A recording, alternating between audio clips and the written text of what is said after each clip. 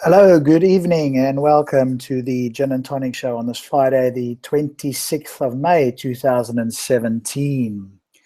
Tonight's show will be about the linguistic miracles of the Qur'an, and we will have, well, I suppose a special guest in a sense, but certainly a guest nonetheless. Stopspamming will be joining us, I hope, when he comes back online, because we'll be discussing the linguistic miracles of the Quran, and so he has kindly agreed to share some information. As you know, Stopspamming was the original, or certainly the previous host of the show, and because of a change of circumstances, he's now an on and off guest, occasional panelist, but he's kindly agreed to sort of guest appear today.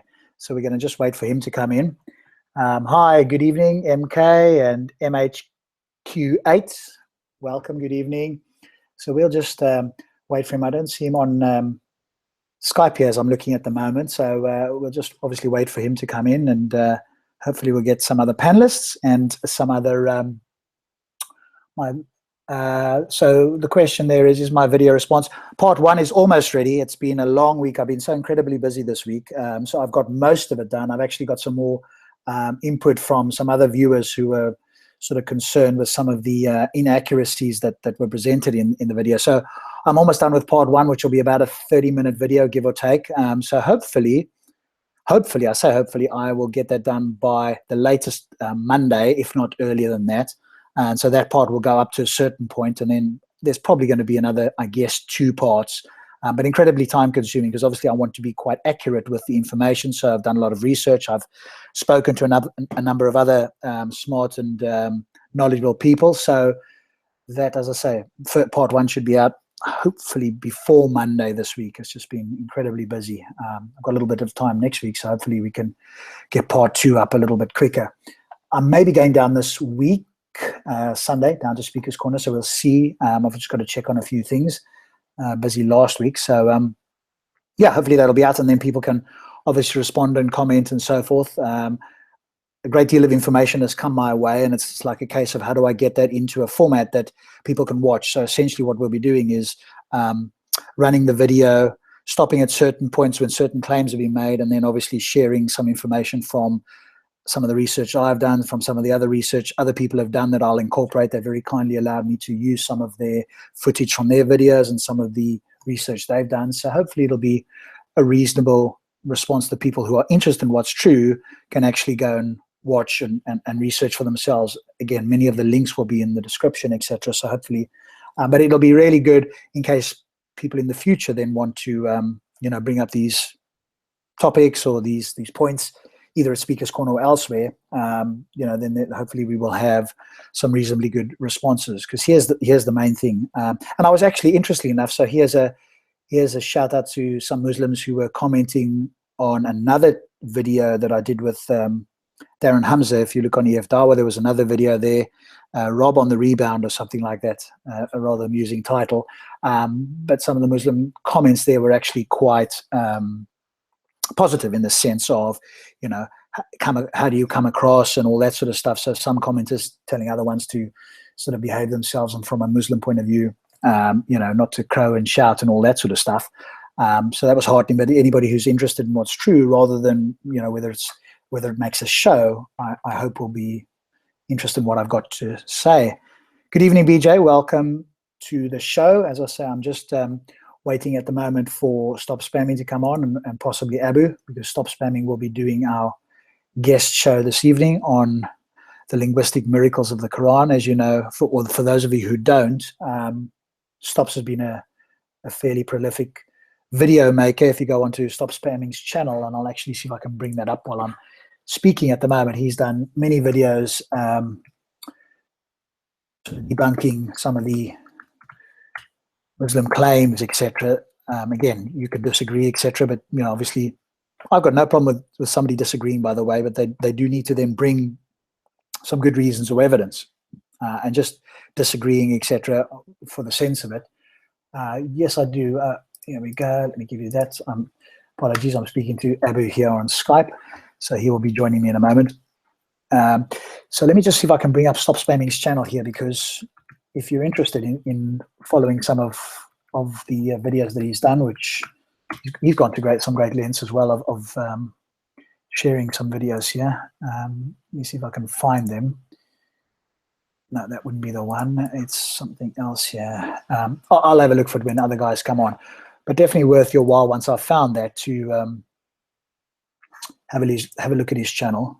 Because I think the main thing, whether you're Muslim, whether you're non-Muslim, Christian, atheist, non-believer, spiritualist, deist, whatever you are, if we're honest, I think that's the main thing. For me, it's what's true or what is likely true. It's not how well does somebody present something, because people can get overwhelmed if somebody's a really slick presenter, but they can speak a little bit of BS, whereas you've got somebody else who's maybe not so elegant in the way they present something, but they're more factual. So it depends where you're coming from. Good evening, Abu. Good evening. You're not talking about me now. Say again. You're not talking about me now. Oh, you're definitely included there in the factual one. And I think the same for me. You and I, look for facts. There might be people who are more eloquent in the way they present something. I'm looking for what's true. If you can do what's true and you're an elegant presenter, that's obviously even better. But truth trumps, presentation style in my view, anyway. But I feel that one of my problems is that I'm not a showman, as some people are. But also, it's not your first language, is it? English isn't your first language. What is it? Is it German? Is it Arabic? Or no, it's not my first language, English. But I don't know. Some people. You speak better English as your second language than I speak Afrikaans, which is my second language. So as ek Afrikaans praat, is my Afrikaans nou nie so goed nie. So that's just me speaking. Actually, I understand a little bit about that. Okay. Good. Yeah. So, I'd have to think about it to be able to speak that. Is German your first language, or is it Arabic, or? No, a Scandinavian language. Oh, okay. All Scandinavian language are pretty much the same. So. Yes. So Simon James is saying, Abu, you do a great job. So there you go. You have at least one, if not more, positive viewers there. So as long as you can share some, because that's the thing. These videos will be archived. People can go look back a little bit here and there, and I think. If you can present something that's true, whether you go a little bit more in depth or not, or the English isn't perfect, what's important is the truth. That stands the test of time. If you look at the evangelists in the US, the Christian evangelists, man, they are slick. Anybody that's not got themselves tuned in can easily be taken in by these guys. They make the movie stars look second rate because they're doing it all live. But of course, a lot of it is BS, and so it's all slickly done. But they're either talking BS or trying to cure people and all that sort of nonsense. And it's just entertaining, but not true. Yes. MK is saying, Mohammed Hijab backed out from debating Shias on Rafidiyya channel by making unreasonable demands. Okay, what was that about, MK? Maybe you can share with us what that was all about. I think the good thing and the bad thing of Speaker's Corner is that you can go there and you can just speak on a topic. Now, if you go there and you prepare, or you go there to challenge somebody and you're very well prepared and the other person isn't, obviously then you're going to sound like you're more knowledgeable. But again, you can always go away and study. So, it depends on if you're just having conversations there, that's fine. But, Speaker's Corner allows you to be one person to be prepared and the other not, or it allows people to throw out lots of claims that can't easily be verified on the spot. And if they sound very smart and clever, people are likely to believe it. And I think that's where our critical faculties need to be finely tuned. And we need to go, okay, is this true or likely true? And let's go and look this up. But most people either don't have the time or don't want to. And I think for some of the people I notice, it's all about, it's almost like having a debate. Is there a winner and loser? Does somebody sound good, or do they make the other person look silly, or whatever the case is? And for them, that's a win, which is obviously, in my view, not a particularly intellectual approach, but everybody to what they prefer. It's almost like a schoolyard type of thing. Yes, BJ, those evangelist presenters use quite a bit of comedy. I mean, I don't know if you've seen this. There's quite a few of them really doing all kinds of weird things. I've tried to get hold of Stops now. I am hopefully he hasn't missed it, because of course this thing comes up all the time showing it's 8 o'clock, and I'm wondering whether it's best to do it at 8 all the time, UK time? Or what do you think, Abu? Because obviously 7 is sometimes a bit of a challenge for me to get on, and maybe you. And of course, every time I set up a new Google Hangouts hangout for the Friday, it defaults to 8 o'clock. So I don't know, what's your thought, and what's your views there in the chat as well. Let us know if it's better at this time of the day for you guys, or excuse me, should we make it 8 p.m. UK time all the time? That does mean other people need to be aware of the time difference, because obviously in winter 8 p.m. becomes an hour later. So but 7 p.m. is a struggle for me sometimes to get my daughter to bed and other stuff sorted out and all the rest of it. So I don't know, what's your thoughts, Abu? Well, for me it doesn't matter.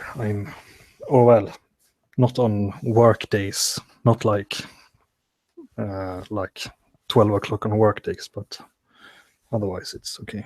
Doesn't matter. Okay. I'm only thinking about this kind of Middle Eastern perspective to get it kind of Middle Eastern friendly, but yeah, it depends how many viewers we got, and maybe the people that are on could just sort of give the country they're in, if you guys are willing to do that. Just give us an idea as a sample group, you know, which country are you in, and do you have daylight saving, because that'll help us, you know, decide what's best, because, you know, at the moment it's defaulting to 8 o'clock, so I quickly changed it to 7 o'clock UK time, not realizing that it had defaulted. So I'm not seeing stops at the moment on my Skype here. I don't know if you've got some other contact with him. 2 p.m. there. Oh, that's great time for you over there, BJ. Perfect timing over there for you guys. Have you got access to or contact with Stops in any way there, Abu? No.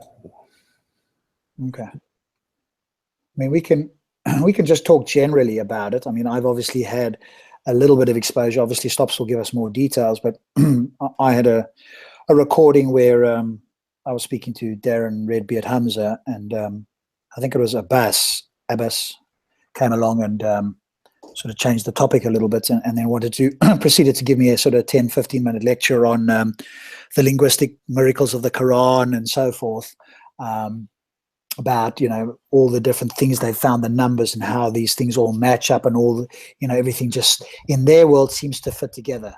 So I'm obviously keen to hear what Stops has got to say. But, you know, just from my point of view, I take the null hypothesis, the neutral position in this, in the sense that I don't believe this, because any of these books, we are pattern-seeking animals, and it's very easy for us to look for patterns in a book. If we think something special, you can find out anything. So the number, I don't know if it was 19, number 19 came up in one of the videos I saw some time back about the Shabir Ali, grey-bearded UK preacher, you know, doing some presentations and telling us, and I think it was in a debate, I don't know if it was with Jay Smith or somebody.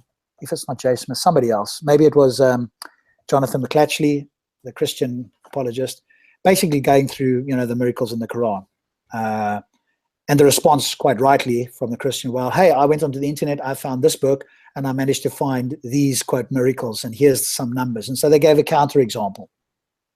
And so, you know, for me, that they're just looking for patterns, and because we're pattern seeking by, you know, by evolutionary standards in a sense, it's very easy to find patterns. And so you go look for it, you go, wow, and then you try and match it up. And my question is, why is it not 10? Why is it 19? Why is it not 17? Why is it not, you know, 6.5? Whatever it is, you can just make, it's just making it. Shabir Ali, is he in Toronto? Oh, okay. I thought he was UK based. Anyway, you know, there you go. 90 doesn't work without removing verses. So this whole, you know, linguistic miracle, if you're talking about the numbers and how they match up, you know, for me, that's just a non-starter, because that's just post hoc reasoning, looking for patterns afterwards to try and validate your conclusion already. And so, you know, that's not a good method. Now, in terms of the actual linguistics, are there particular patterns and that sort of stuff? Obviously, hopefully Stops can tell us more. Maybe you can tell me a little bit, Abu. But again, I think that the concept still holds, that people are looking at this as a, quote, divine book, and so you're looking for something to match. And as soon as you find something, you don't question, well, why did I find this, or how did I get these things to match? You go, oh, here's a match, I'll take that. And of course, if I had to ask you any other numbers or why doesn't say X, Y, and Z, you'll probably be at a loss for words. But as soon as you find something that looks like a pattern, you jump on it. Yeah. Sorry, I have still not watched the whole video from last week with this Shabur guy. Okay. Yeah. Can you summarize what was his claims? Like, because from what I saw, I only saw that he was talking about that like we have, or children are born with some kind of predisposition to being to believe in God and so on. Was that the only claim? No. There was quite a few. So he basically came to challenge me, quote, on my worldview, because, quote, I come there and confuse people and talk nonsense. So if I do actually see him again, I'll obviously want evidence of that. But obviously none was forthcoming. But the number one claim was that there's an innate belief in all of us. There's innate nature to believe in God, which now I've gone through quite thoroughly. I've got videos from multiple different people. I've done some research on the claims from Barrett and Petrovich. The claims are not what they say. At the very best, and they haven't done any peer-reviewed scholarly work in the sense that it's been put out for peer review so we can see the methodology. They've put out a book, and because you write a book, it's not subject to the same strict standards as peer review. And basically what their conclusion was is that there's a propensity, which is not an innate nature, to believe in, quote, the supernatural. Now, when they say supernatural and they're pressed on what do you mean by this, they talk about like a gaseous, areas, something that can't really be defined, like it's a cloud would be a way of talking about it. But of course, this is jumped on by the apologists and these sort of people. But once the video comes out, I'll have quite a bit to say on that. So this innate fitra nature has not been proven. And I think once the video comes out, and they have been refuted on this before, particularly these London IERA people. So I'm very much on the side of we're now getting to dishonesty here. Unless you can produce actual evidence, because whenever you say something, people like myself and other people that have done this before me, like Stops and Essence of Thought and other people, have gone to look up all these things. And what do we find? We don't find your claim that they say what they say. So the innate nature was a big part of this whole thing. One of the other big things was really that atheism, he was obviously quite disingenuous, because even I don't say that.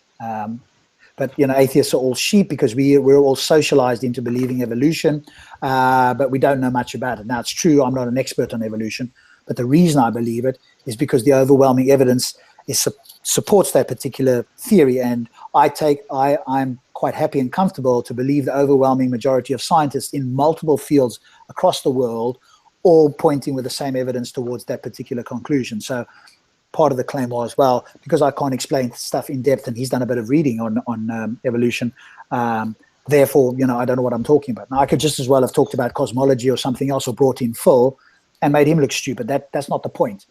The point is evolution true or not? But his point was more to try and make, quote, atheists, by using me as an example, look like sheep. And there's obviously very smart atheists. I don't claim to be one of them, but there's a lot of smart atheists. So you can't point out my flaws or my ignorance on a particular topic and then generalize that to atheists. I could do the same for Muslims, and that would look particularly bad. So that's not a good way of obviously having a conversation.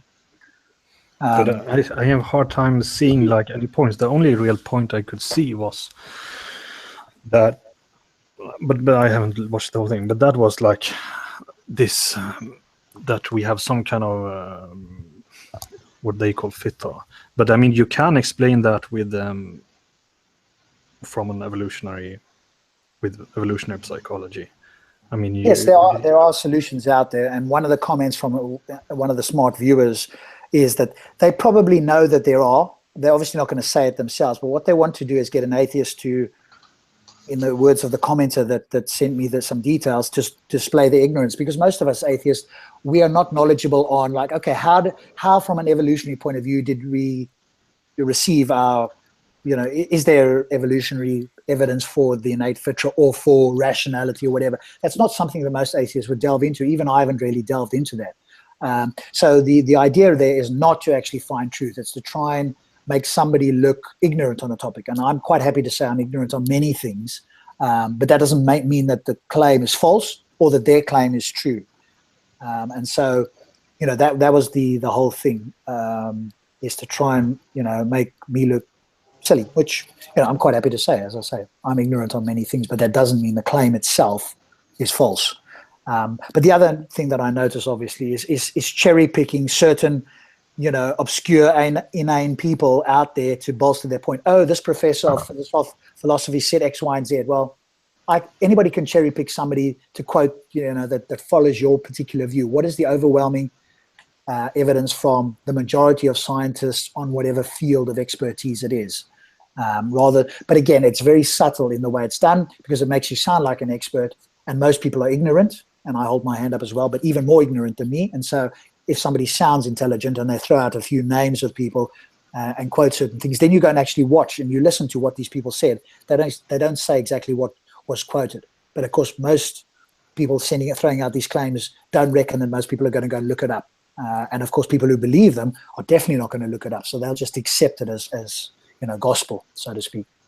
But the other big one, and I think this is an important one, which I'll be getting to in part 2 or 3 of the video, is how does naturalism, not atheism really, but how does naturalism account for rationality, our ability to think and to do inductive and deductive reasoning, etc. How does naturalism account for that? Because if what their attempt is to try and cut that off and to go, hey, if you guys can't account for rationality, then everything else in your worldview is nonsense, because you're now just taking rationality for granted. So science and everything else out there, you can't use that. So there needs to be a good answer for that rationality thing, because all they will claim is God gave it to us. Now, of course, that's just a claim. They haven't demonstrated it. And in that chapter when we had Ozzy on here, we went through that, and it's very clear that all they've done is made an assertion. And I've watched another video from Tortoise on this as well. The same thing. It's just an assertion. But they feel, because they're not, you know, particularly intellectual, they feel that just by asserting something and telling a story, that's somehow justification. And maybe it is to people who aren't critical thinking, and it sounds good to them because they already believe it. So that was the other sort of big thing. And then there was evolution, obviously. And because he's done some knowledge and he's obviously debated Aaron Ra, you know, he's got a bit more knowledge on that subject. So he can ask questions and he can throw out this, that, and the other, and throw out claims and all that sort of stuff and sound very smart. And I'm not an expert on it. So those were 3 of the sort of bigger things that came out of that. But there was no like, because I thought if there was some kind of like molecular biology thing, but there was nothing like that. In what sense? No, I don't know, but that's what I hoped for. Because that's very straightforward. I think Raven wants to say something. Welcome, Raven. Yo. Oh, hey, buddy. There's Stops. Good evening, Stops and Raven. Hey. Hello, everyone. I did wonder if I put the timing wrong, Stops. I did change it afterwards, and I went, damn it, it's still defaulting to 8 p.m. UK time. It should be 7 p.m. UK time. So I did wonder if maybe that had thrown you off a little bit. It did throw me off. Yeah, I thought it might have. All of a sudden, I double-checked, and I thought, no, hang on. I'm wrong. I should have been there 20 minutes ago. And I thought, oh, fuck, no. No, my fault. I was actually gearing here in 40 minutes. So, yeah. Well, welcome. Thanks so much for joining us. Raven, have you got anything to say? Because I think you might have wanted to say, and then we can let Stops get into the linguistic miracles of the Quran. Oh, I just want to say that. Yeah, you're obviously talking about that YouTube video sort of exposing your ignorance and the ignorance of atheists everywhere. I was amazed at how much you let him get away with, and I was also quite interested by the fact that you didn't point out just what it says about him, like all his claims about there's no difference between life and death, there's no inherent value, things like that. I mean, I would have just jumped on that. You know, that shows so much of his own mentality. It shows everything about him and nothing about you. Well, I think the biggest thing is it's very easy, and I watch it back now and I go, you know, there's so many things I could have said. It's very easy, you know, for any of us to look at it from an outside point of view and go, there were so many things wrong, and that's absolutely true. There's so many things. I'm not criticizing. No, I know, but I'm sort of looking at it critically for myself, and it doesn't come across there very well on camera, and you'll hear it occasionally, but he was literally shouting, and I had to keep telling him every now and again to calm down. And so the conversation wasn't like you could have with other people. And that did throw me off a little bit. And of course, there was a big crowd around there. And so I let him get away with a lot. The conversation should have stopped the moment he accused me of coming there to confuse people and talk nonsense. At that point, there should have been, right, now you put up and you give me the evidence, or this conversation's over. But I let it sort of go on, which, in hindsight, actually, it's probably a good thing, because now I can investigate all of these claims, and next time, if there is a conversation, I will have these answers. And there's something else I'll keep to myself at the moment, which I will present to him directly if we do speak again, because I've acquired quite a bit of information and evidence over the last week and a half, give or take. In between, I've been so busy, it's been like ridiculous. Every time I want to get working, then it's been a challenge to get stuff done. So, but I'm hoping to get part 1 up by the end of this weekend, hopefully.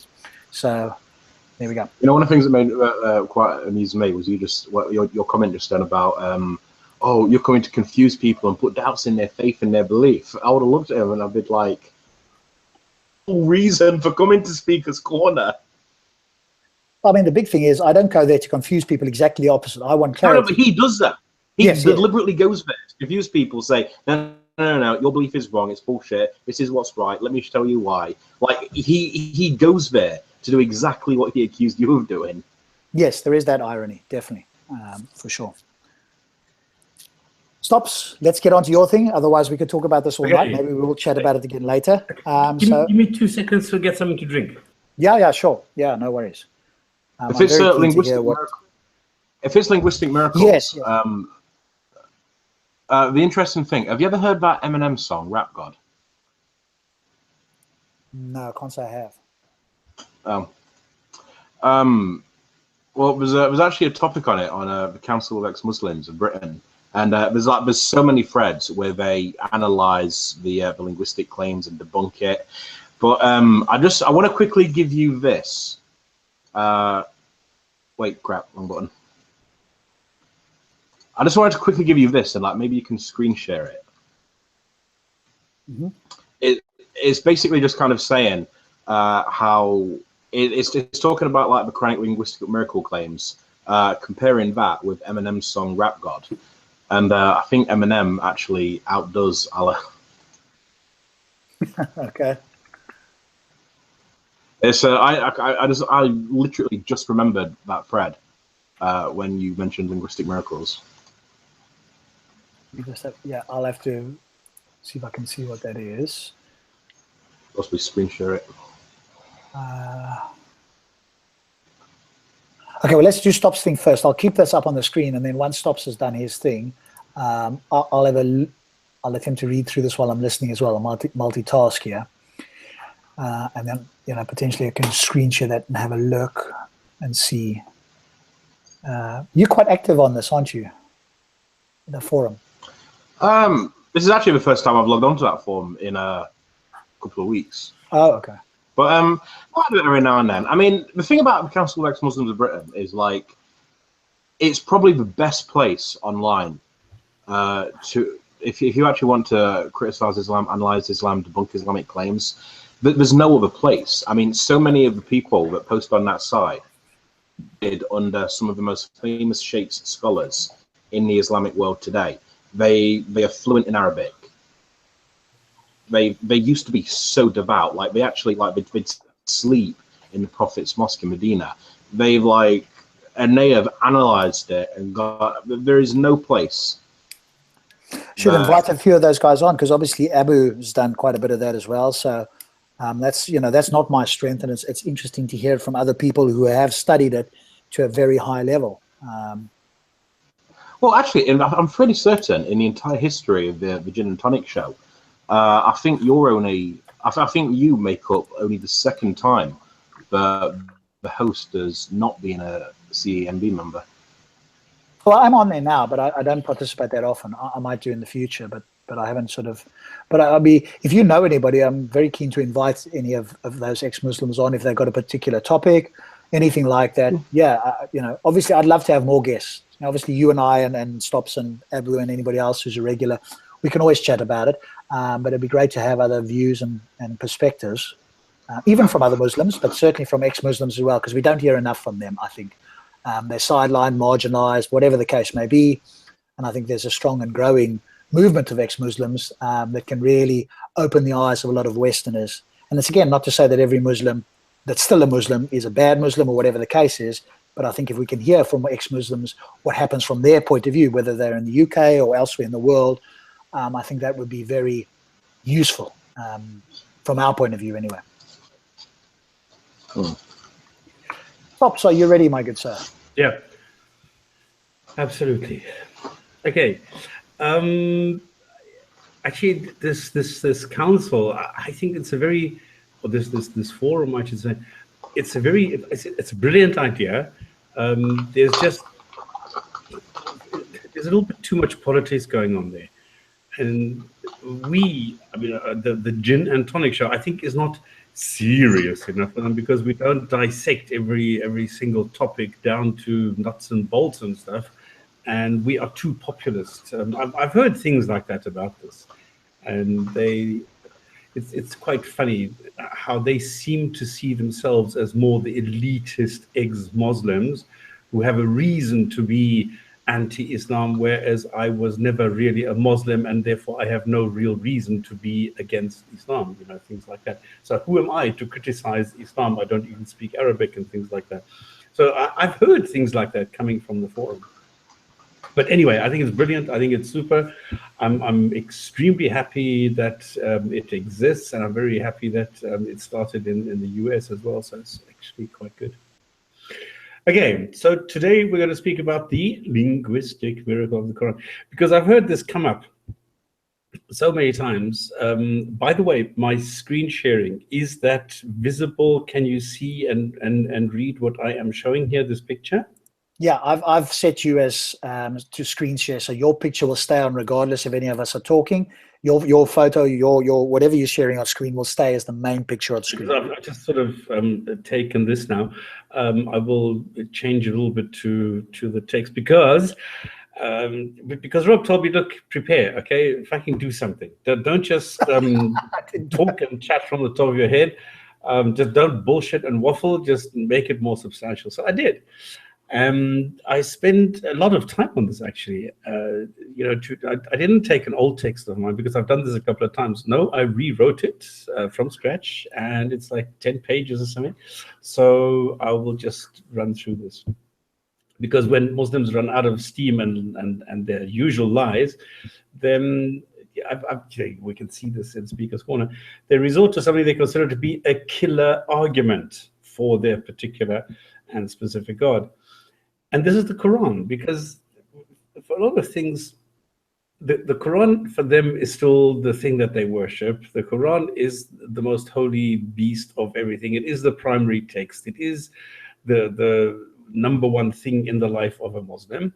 So let me start off with a quote, something that I don't normally do, because I normally do my own original research, and I don't throw around names, and I don't normally say things that other people have said. But in this case, I thought, let me make this a bit of a different thing and quote someone I will introduce at the end. And he says, "It is humiliating to the human intellect to think that this mediocre literature has been the subject of innumerable commentaries, and that millions of men are still wasting time in absorbing it." That's quite strong. And I'm going to go through a couple of things to show why this person is actually correct. Because, like I said, the Quran, it has human attributes. Like, it's called the noble Quran. It's called profound, ultimate. It's never supposed to touch, the floor, or never to be touched by your left hand and lie underneath other books. It's glorious, memorized by hundreds of thousands. It's protected and pure, the source of all knowledge and the answer to all questions. And this is quite a tall order. But then we need to remember that Muslims are conditioned to obey and worship scholars. They're not there to think, and they're not there to question. Like we said, we saw last week, I think it was, don't ask questions which might cause doubt in the Quran, 5:101. So the knowledge provided in the Quran is sufficient for a Muslim. Don't add anything. Don't use your intellect for anything except understanding the Quran. And so to substantiate this, scholars have come up with some childish fairy tales where people like Nouman Ali Khan, for example, he's the #1 guy at the moment who's doing this. And he spent years on making up wondrous claims about the Quran and its linguistic miracle. Now, there's a lot of people copying this who don't actually understand it, because they are taking one or two points out of this and presenting this, which, I don't know, makes it so incredibly easy to refute. So they're using the Quran because there's nothing else left, because we've refuted and debunked all their other false claims. And now they're sort of left with this thing that they think is irrefutable. This is something that is not a claim or something. It is a fact, because you can see it in front of you. It is the Quran, which does exist. So this is not a fairy tale or something. It is the Quran. So what is this linguistic miracle then? Well, I found three main elements and 58,000 subclaims, where the first one is the prose and the poetry is beyond human capacity. Number 2 is the provide something like it. Number 3 is the miracle of 19. And then you have lots and lots of minor claims like precision, symmetry, infallible, consistent, true, errorless, pure, Arabic, memorized, read the most commonly and most, I don't know how many read book in the whole planet and things like that. And there's hundreds. Sorry? Just a quick question. Are you sharing your screen? Because I'm still only seeing the slide that says coincidence. I think not. Yeah. That's exactly it. Okay. That's exactly what I want to show. Because, or should I show the text? Well, if you can, just see what we're reading there, because I wasn't sure if your screen was stuck or if there was something, because I obviously read that, but I don't know where you are in that pyramid, so to speak, or in that ladder there. No, this is just the one part. Okay. I pressed on his icon. If you press on it too, I think you will. Yes, Stops is the main person on. I've done the same. So I've pressed his icon, so he will stay up on the screen no matter who of us speak. Okay, can you see this? There we go, yeah. Make it a bit bigger if you can, stretch it wider or zoom in a little bit so that people who are watching can kind of see it there. There we go, perfect. Okay, so, but remember, this is what I wrote, okay? This is not a text that that's fine. That I'm copying. This is just what I put down, what I decided this is what I want to do. So these are the 4 elements, okay? And then you have a lot of minor claims, and then you actually have pages which are called linguisticmiracle.com. And there's hundreds of these. There's hundreds of pages all devoted to the linguistic miracle, whatever it may be. And I'm trying to show now that all these things are like I don't quite understand how to, it's childish. It's like a child would go and describe a text and say, wow, look at this profound text. So anyway, let's start with the style and humans. The semantics, the rhetorical devices, the techniques, because what they are saying is hyperbole, antistrophe, metaphoric, simile, blah, blah, blah. I mean, there's hundreds of rhetoric devices. The claim that they are making is that a simple sentence in the Quran, or the shortest chapter, which is only 3 sentences, contains 40 rhetoric devices or rhetorical devices. And if you go and analyze this, it's just grammar. Like what they are saying is that the fact that it says there, he went, the fact that it is in the past tense is a rhetorical device, which is not, it's just grammar, it's just the past tense of to go. But they are making this look like the fact that it uses went and not will go, that this is a profound statement, that this is something that you need to take note of, that the fact that it says went and not to go is proof that it is beyond the capacity of any human. But many times it's just, and it's faulty, many times, just faulty grammar. So number one, the Quran has no structure. Okay, everybody knows that there's several topics, there's several sentences, So you have several topics in one sentence, and then you have several sentences on one topic. So you don't know what is going to hit you. There's no chronology except for chapter 12, I think it is. Correct me if I'm wrong. This is about Joseph, the story that is lifted from the Bible, where he ends up in Egypt as one of the main arcs who helps the king there because he's taken from the dungeon, because he can sort of interpret dreams, and then the brothers who were sent out to actually initially kill him don't recognize him, but he gives them food anyway because they are drought stricken and things like that. So this whole story is found in the Bible, and this is copied into the Quran, and this is the only story with some chronology. Well, none of the other sentences in the Quran has this. So there's nothing there. It's just, you know, a lot of self-gratification where the God says, well, I'm the greatest, I'm the best, I'm the most beautiful, the best creator, things like that. So it's always God praising himself. Then you have mixing styles, which is totally inconsistent. The rhyming is usually or im, the two usual endings in Arabic, which is nothing special because it's like in Italian, most words seem to end in E or in A. So it's very easy to make something rhyme in Italian because that is what most of the words end in. So the first part of this claim, the brilliant wording and the eloquence claims, they're already false. Now, what about the second part, the human capacity?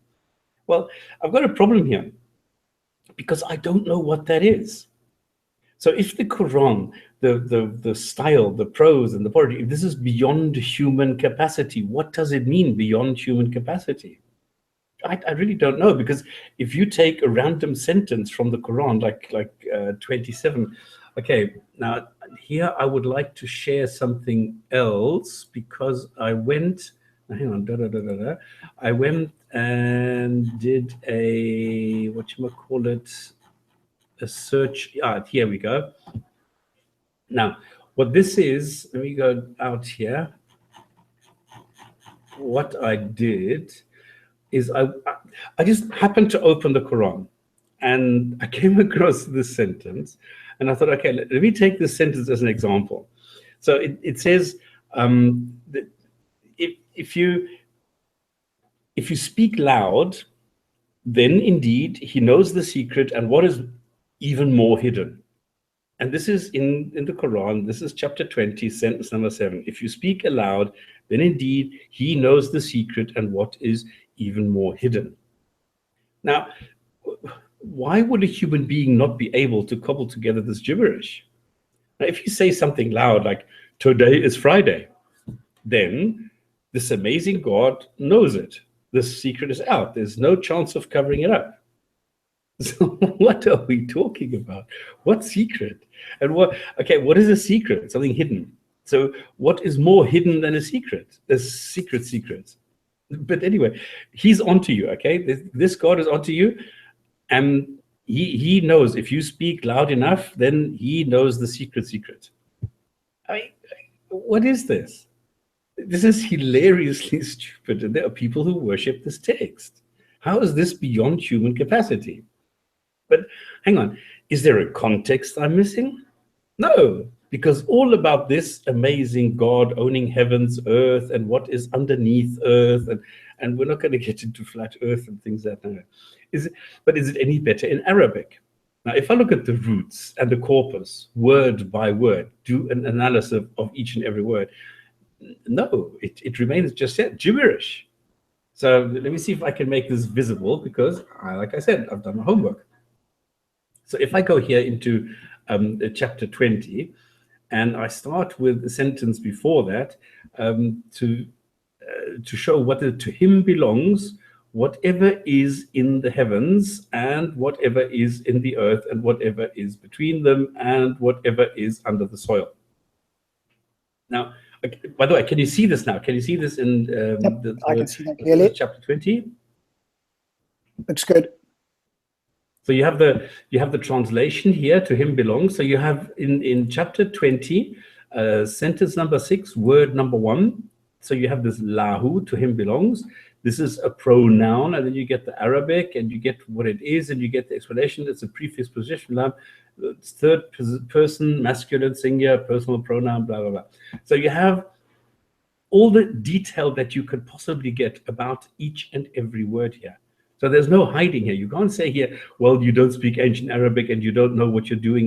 No, here, there is no way that you can hide behind anything.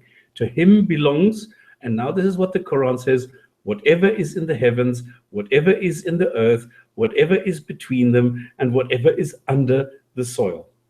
And that's it. This is what the Quran says. So this is the context, okay? And then it says, and if you speak aloud the word, then indeed he knows the secret and the more hidden. Allah, there is no God except him. To him belongs the names, the most beautiful. He has come to you, the narration, and so on. So there's no context that I'm missing. So there's nothing here where you can say, well, you're missing the context. You should have looked at this because you're taking it out of context, and there's something else. And if you speak aloud the word, then indeed he knows the secret and the more hidden. This is what it says in the Quran. Now, how is this beyond human capacity? I think this is absurd. If you speak aloud the word, then indeed he knows the secret. What word are you saying loud? So anything that you say, and there is some secret, nobody knows what the secret is, but God knows the secret. And then he knows the secret, the more hidden, but only if you speak loud. But it doesn't say what you need to say, what you need to speak about, whether it is the secret and the secret that you need to say aloud before God knows what the secret is. It doesn't say, this doesn't make sense. So none of this here is in any way coherent. And this is the text that Muslims worship. Speak loud and he knows the secret and the secret of the secret. Come on. For me, this is amazing that Muslims actually worship this text. Okay, so this is now looking at the human capacity. Okay, is this beyond human capacity? Could I make a better sentence? Could I verbally or in some way express something a little bit more meaningful than this? I think yes. So, and this is just a random sentence. I mean, I was not looking for anything. I just happened to open it, and there we go. So there you go. So this is stupid in my eyes. Okay. So if I use this figuratively, then like in this God knows your deepest secrets, then this is what a normal human is capable of. And anyone with a basic understanding of the English language will understand it. This God knows your deepest secrets. I can say that, and everybody understands it. And whether I say it in a loud voice or not, people will still understand it. But that's not what it says in the Quran. It's about saying something with a loud voice, and then this God knows some specific secret and more. I mean, no normal human will write such nonsense. And human creativity and genius is sheer amazing, as I'm going to demonstrate just now. So then we go to the next claim, which is actually the taunt, which is now the second part of the linguistic miracle claim. Because if you humans think this is also easy, well, then why don't you produce something like it? Bring. What does produce or bring mean? Does the Quran mean write or compose or create, or what? Maybe what exactly is the like it? What is like the Quran? So is Moby Dick like the Quran? Is Sherlock Holmes and the Case of the Missing Needle like the Quran? Maybe in Her Majesty's Secret Service or 50 Shades of Grey. Well, we don't know. So, but hang on. If Muslims use this expression, what exactly are they talking about? So let's take a look what the Quran actually says. And now here, I need to move up a bit to show you what this actually consists of. Here we go. But here I need to now go make this a little bit bigger. There you go. So these are the 5 sentences with their varying and the vague challenges on what is to produce, and then some context. So 17 says Quran, then a single chapter, then 10 chapters, and then anything. So if you take it a little bit, with a little bit of context, and you can see that chapter 2 says, what we have revealed from time to time to our servant, then produce a like thereunto. So 2, 3 says, well, produce a like what was revealed. And then 10:37, bring then a like unto it. Bring 10 surahs forged like unto it. Forged means now, hammered like a sword, not made fake. And then 1788, if the whole of mankind and jinn were to gather together to produce the like of this Quran, they could not produce the like thereof. Let them produce a recital like unto it. So this is what the Quran says. So it's like either the Quran, a single chapter, 10 chapters, or anything. And now, so what happens is Muslim apologists using their own variations of this. Because there's never a Muslim that will tell you, well, there's 5 different versions of this, take any one of them. No, they will just say, well, bring a single chapter, because this for them seems like the most reasonable thing to ask. Bring a chapter like it. And then they say, you see, you can't. Thousands have tried and nobody has done it. And this is why the origin of the Quran must necessarily be of a divine nature, because it's beyond human capacity. Okay? Then if you know all these different versions and the contents, you no longer get caught out, because you need to say, well, hang on, there's 5 different versions. Which one are you now referring me to? And it shows they don't even know what they want, and would constitute something like the Quran, and would satisfy the requirements.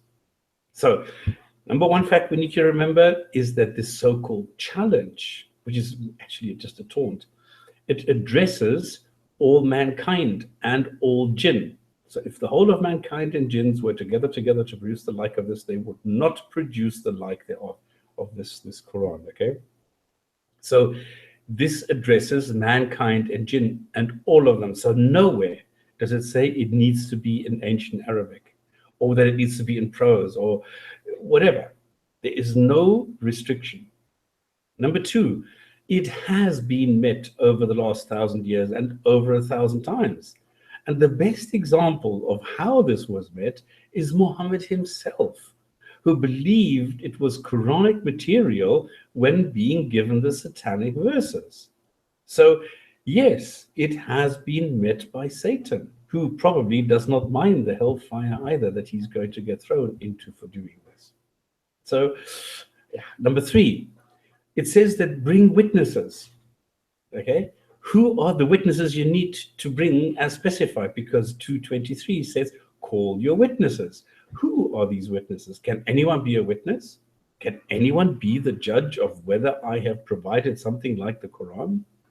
And number 4, the problem. Yeah, there's a problem, because it is dishonest. Because in 2:24 it says, but if ye cannot, hang on, I can actually show you this, and if you cannot, here we go. So let's make this even bigger. I think you can see this now, right? If ye cannot, and of a surety ye cannot, then fear the fire whose fuel is men and stones, which is prepared for those who reject faith. So it says, bring something like it without specifying what, in what form, and then says that you can't. You will never be able to. And if you try, you're going to burn. That's the God of Islam at work. That's how it works. So a nice side effect is here, reject faith. Because if you reject faith, it's your fault. And this is the same as the God in the Bible, the same difference. But if I now, number 5, if I take a sentence from the Quran, I correct the mistake in this sentence, have I met the criteria? So we can see how really stupid and primitive this is. And then point number 2 is out the window, and there is still no linguistic miracle inside. And by the way, a couple of years ago here on the Jinn&Tonic show, because we had Hassan from CMB, so he was. I don't actually know what happened to him. Apparently, he went back to being a Muslim or a cultural Muslim of sorts or something. So he prepared a couple of sentences, and we asked Muslims, okay, is this from the Quran? And they said, yeah, it's from the Quran. So the sentences that were not from the Quran, they said, yes, they are from the Quran. And sentences that we then put in which were from the Quran, they said, no, those are fake. This doesn't sound right. So this was quite a funny social experiment.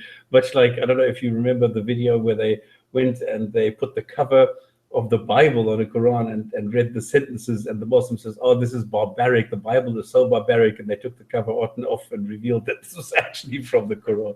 So, yeah. So we tricked them, yeah. Not nice of us, but we tricked them, and it worked. Okay, number 3, Muslim apologists then get really desperate and come up with numerology, which is, I mean, like totally primitive. It's easy to refute and only demonstrates the childlike approach that they use. They seriously claim that words appear in similar numbers and thus have some sort of meaning. Like day and night both appear 365 times, and that's supposed to be special. But they don't, not at all, because there is no thing like day and night appearing 365 times in the Quran.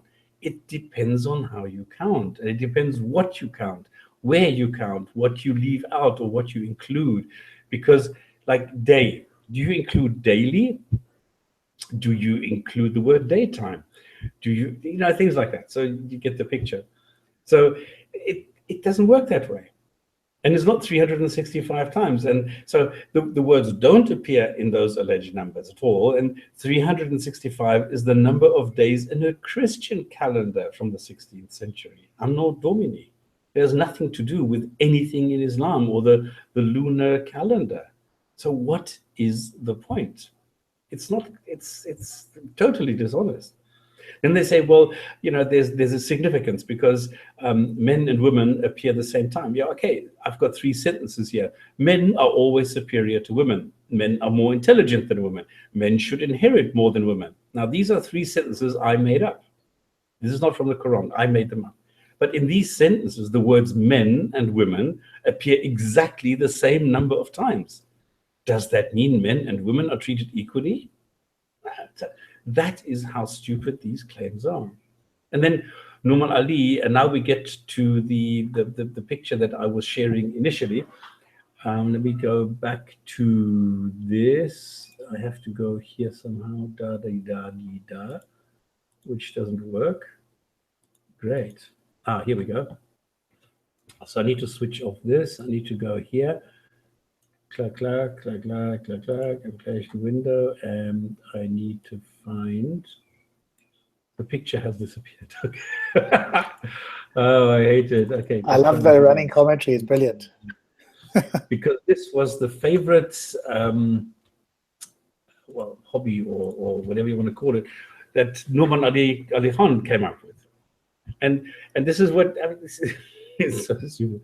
So he claims, for example, here, the word middle appears as if by magic in the middle of chapter 2.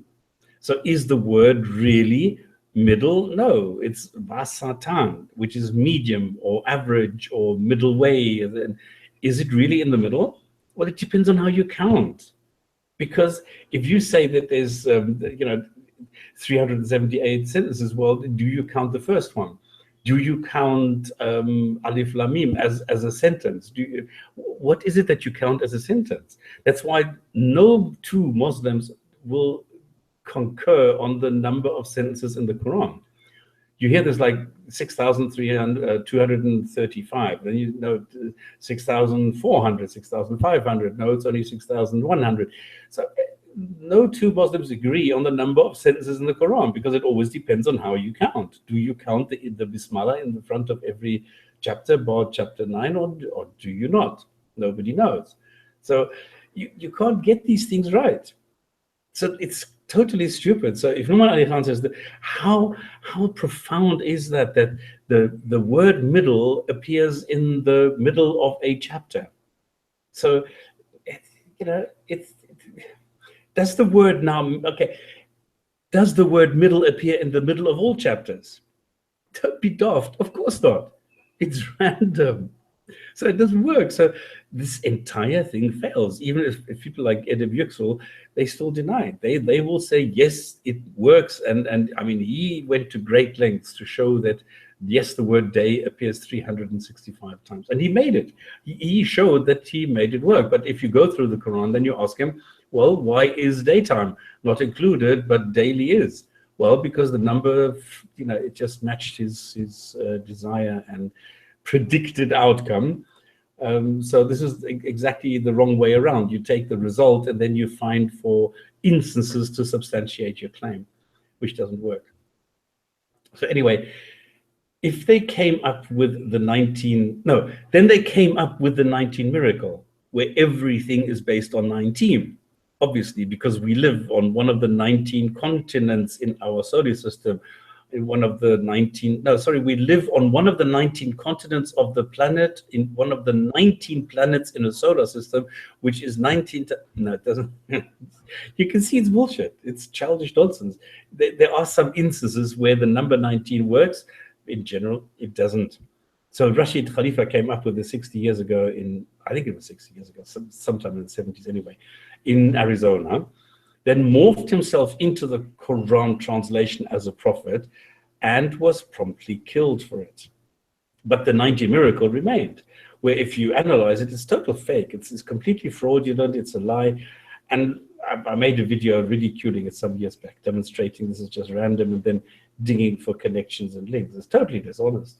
So if you look at this now, what is left of the claims around a linguistic miracle in the Quran? Well, it's not a lot.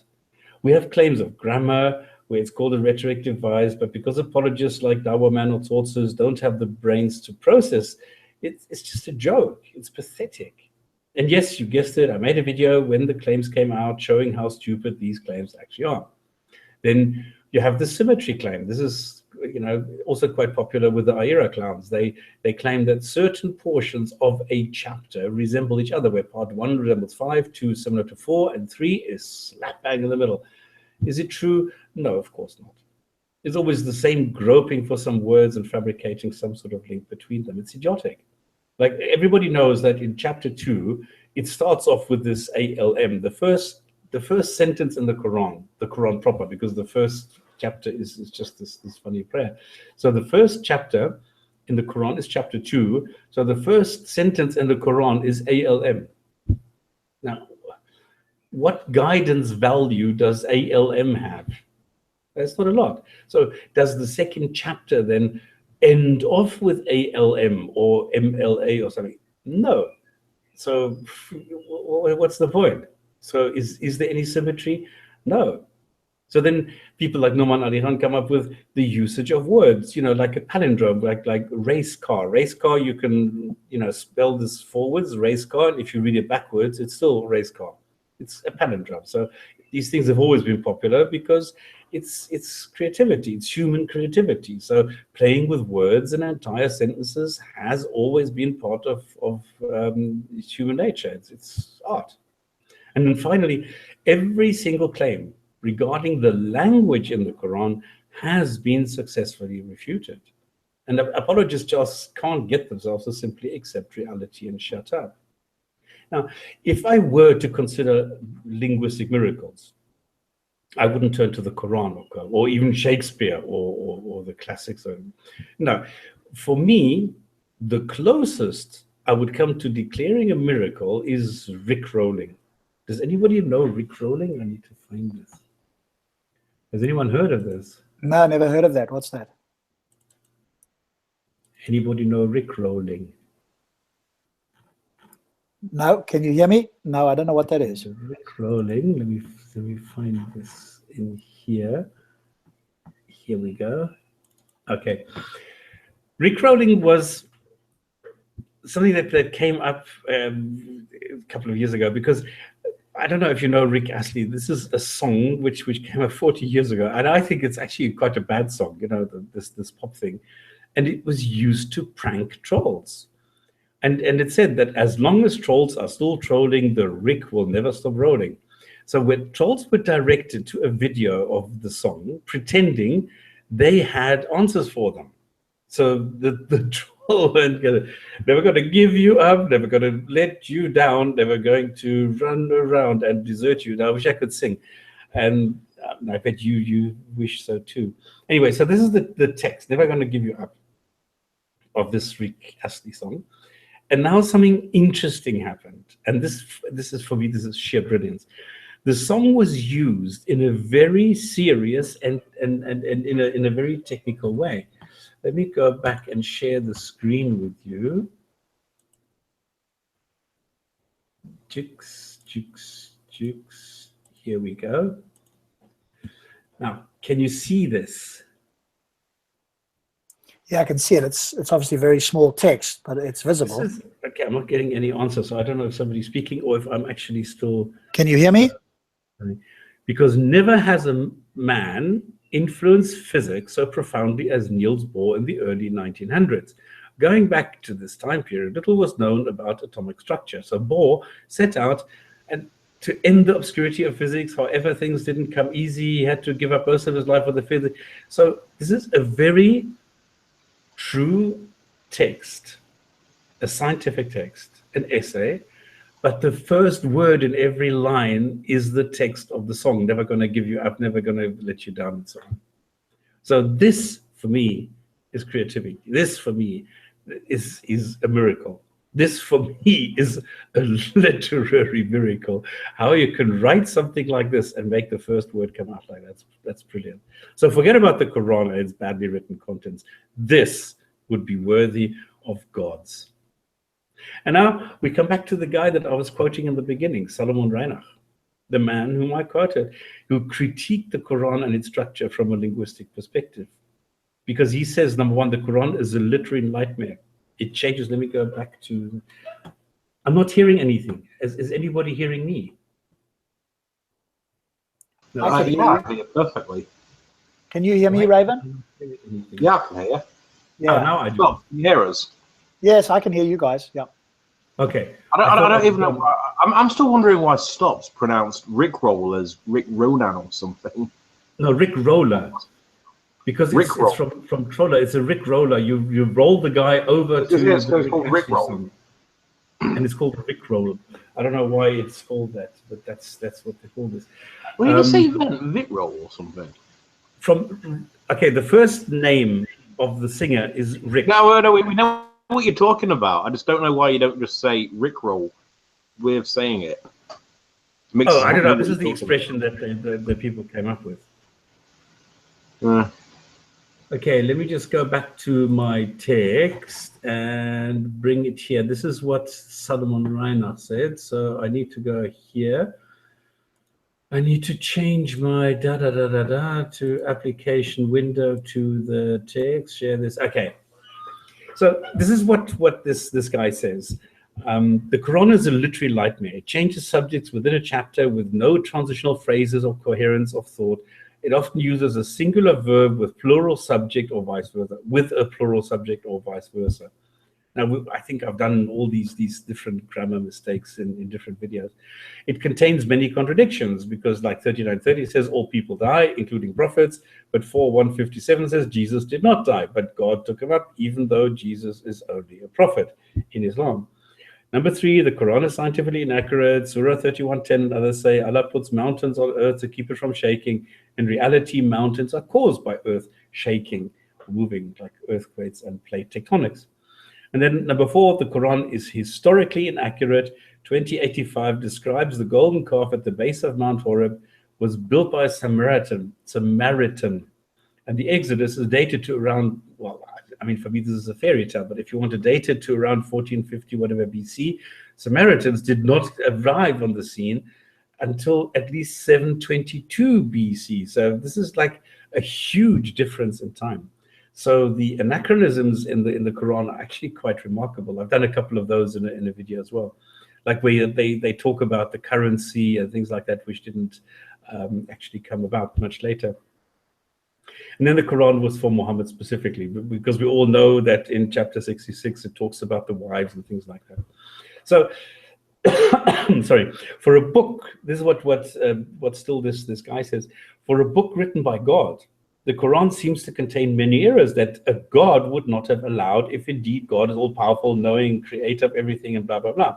So indeed, the author of the Quran does not know biology, geology, or history, nor can he write in a fashion that is grammatically correct, and does not have a coherent train of thought.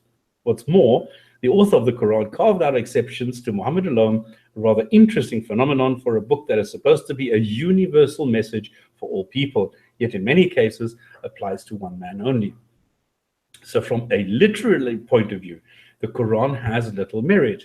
Declamation, repetition, puerility, lack of logic, and coherence strike the unprepared reader at every turn. It is humiliating to the human intellect to think that this mediocre literature has been the subject of innumerable commentaries and that millions of men are still wasting time absorbing it. There you go. That is his conclusion. And that is my conclusion too, because this is what is at the core of the Quran. There is no such thing as any kind of miracle.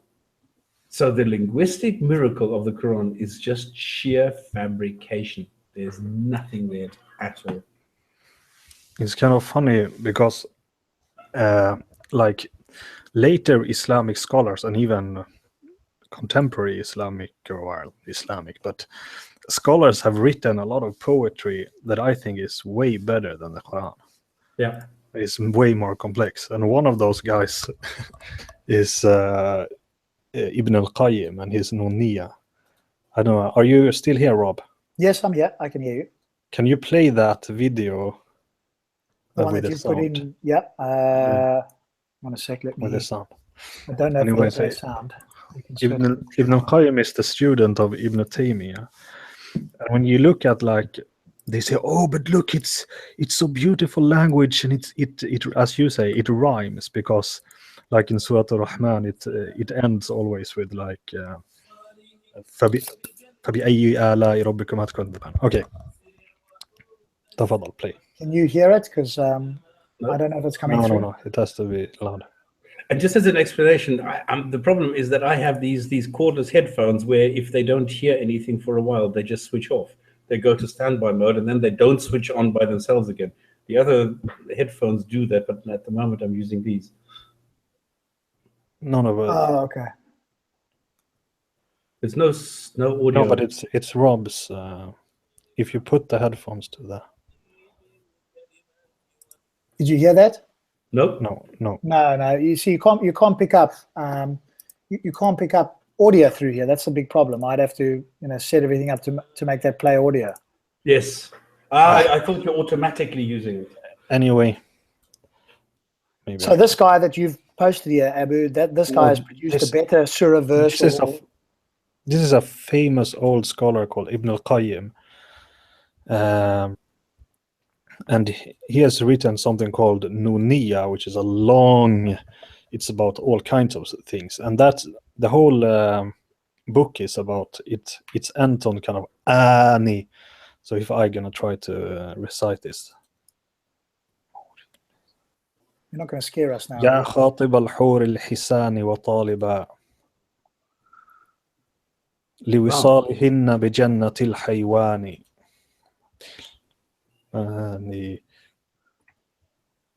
For those of us who don't speak Arabic, anyway, what is this? What is it? But the point is, everything starts with haywan, or stops with ends on ani. Like the point is, he make a whole book that everything ends with ani, and everything is perfectly rhythmical and like everything is perfectly rhythmical and it rhymes perfectly, and it's and he explains difficult things. Part of the Nunniya is kind of about fiqh things, and he talk about, and that was that comes from that hadith that was narrated by this guy, and so on. And they make very difficult rhymes and difficult lyrics on much harder topics, and the Quran is not even close as sophisticated as Nuniyat Ibn al-Qayyim, I would say. Which is funny because Ibn al-Qayyim is one of the hardcore mashayikh. He's the student of Ibn Taymiyyah. So it's kind of ironic. Fee is just asking, the more I read about the claims of the original Quran, I wonder more and more, who do you guys think has actually written the Quran, or who were the people who collected these verses in reality? Good question. Yeah, that's a very good question. Nobody really knows. We know plus minus the area. We know plus minus when and how, but we don't know who actually went and did it. It must have been round about Abdul Malik's time, but not really where exactly and who compiled it. Because remember, we only have Quran from 10th century onwards. I think if you look at the writing style and things like that, because keeping in mind, you can always tell, particularly if you have like favorite writers, you can just read a couple of sentences and have a pretty good idea who that writer is, because, you know, distinctive styles are like a signature or a fingerprint. They're unique to the person. When you look at how many styles are in the Quran, how disjointed it is, it's very clear that it was multiple authors. Yeah, I have a theory. And also multiple authors, like, over time. Yeah, I have a theory. Remember we had this when we had this about Quranic manuscripts, and if you look at the oldest traces that really comes from like the 8th century and so on, they tend to use they have surahs like Taha, like I think they have surahs like Al-Kahf, also Surah Al-Baqarah is old. And if you, it is plausible, I think, that certain surahs like Taha, Surah Al-Kahf, could be one original author. But then there are other surahs that are added later, I think. Like, for example, Surah An-Nisa doesn't fit the author's style. The style. And some are earlier. Yeah, and some may be earlier. But I mean, those, when you see the oldest, like this Birmingham manuscript and so on, that is Surah Taha, Surah Maryam, and they, I actually think, could be the same author because they have kind of the same style, like Surah Al-Mu'mineen, Surah Taha, Surah Maryam. But then it's a little bit different, like Surah Al-Baqarah is a little bit different style, but yeah, maybe. But then you have really surahs that doesn't fit at all, like Surah An-Nisa, Surah At-Tawbah. They are like completely different style. Yeah, and I've just switched on the chat now. Just a quick comment on the dating. The Birmingham fragment is not dated to a specific date. All right, the way that dating works is that you assign a probability to a date range. In other words, there's a 50% chance that it could be in the year, I don't know, 628. There's a 90% chance that it fits somewhere in between 630 and 700 or something like that, depending on what the reduction in certain elements is. But you need to remember, this is only the parchment. They did not do the ink, because I think it's impossible to date the ink itself. You need to take the material on which it is written. And so it doesn't tell you when the material was used. It only tells you when the material was made. And the second thing is that Surah Baqarah is supposed to be, it was its own book because it pitched up a lot earlier than the rest of the Quran. So you get pre-Islamic sentences, fragments, pieces of sentences that appear from before Muhammad, and then a couple of centuries later. No, they wanted, I mean, the whole thing with the Quran was you needed warriors, you needed people to fight for you. So what the Umayyads, I mean, Muawiyah was a fox, okay? He was a sly fox. He realized that he could use religion and abuse it so that people will fight for him by making it look as though they were fighting for a god. So what he told them is, you're not fighting for me, You're fighting for a God, and God is the one. You're not killing yourself. The God is doing the killing, but the God is giving you the reward for it. So you need to have faith. You need to be blind in this. Just have faith, believe everything, run through the rituals. Don't get drunk, don't womanize, don't do things like that. Go and fight for me, and you're going to get incredible rewards, because you're going to get grapes and women as much as you want, which was paradise for the desert dwellers at the time. So it was just to recruit.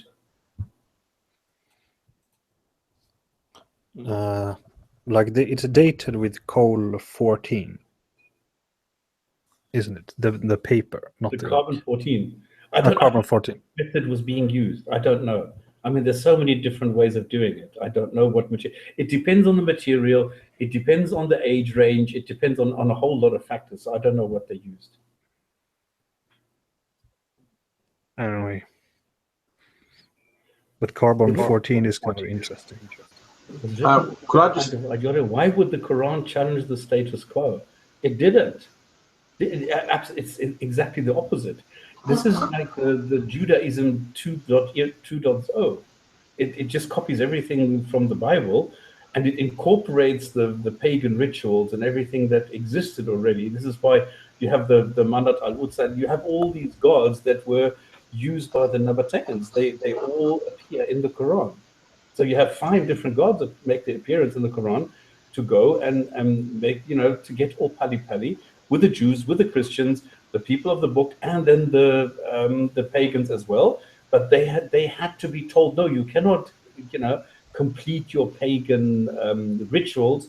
You need to now go and adapt them to our way of doing it. And that's it.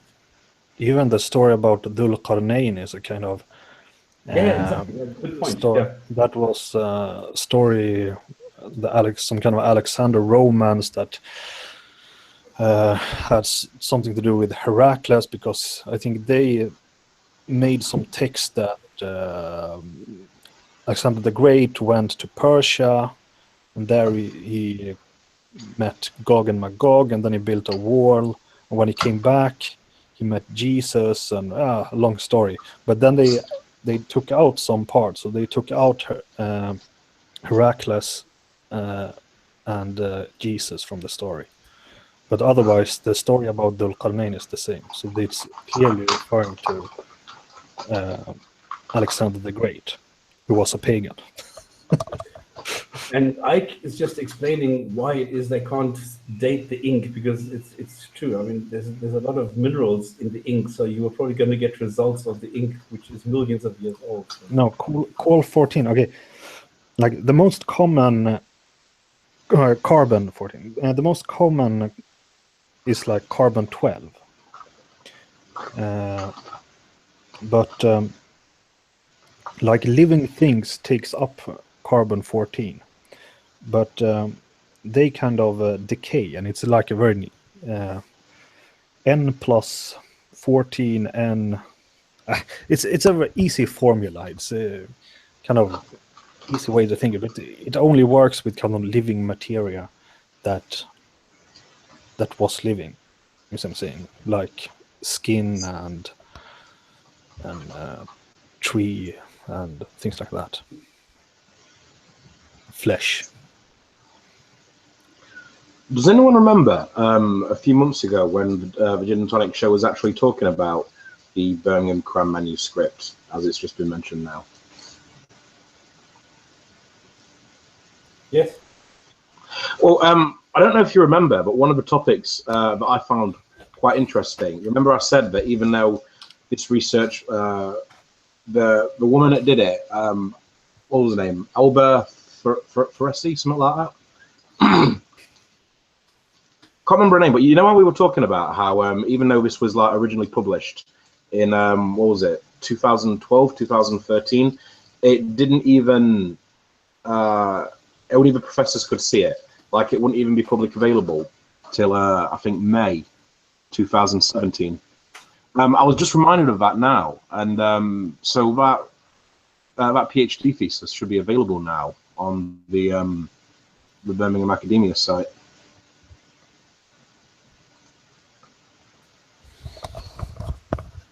I've heard everyone's quiet. Let me just read the abstract. The special collections of the Canterbury Research Library at the University of Birmingham hold 7 early Quranic pieces on parchment and papyrus dating from the 7th century.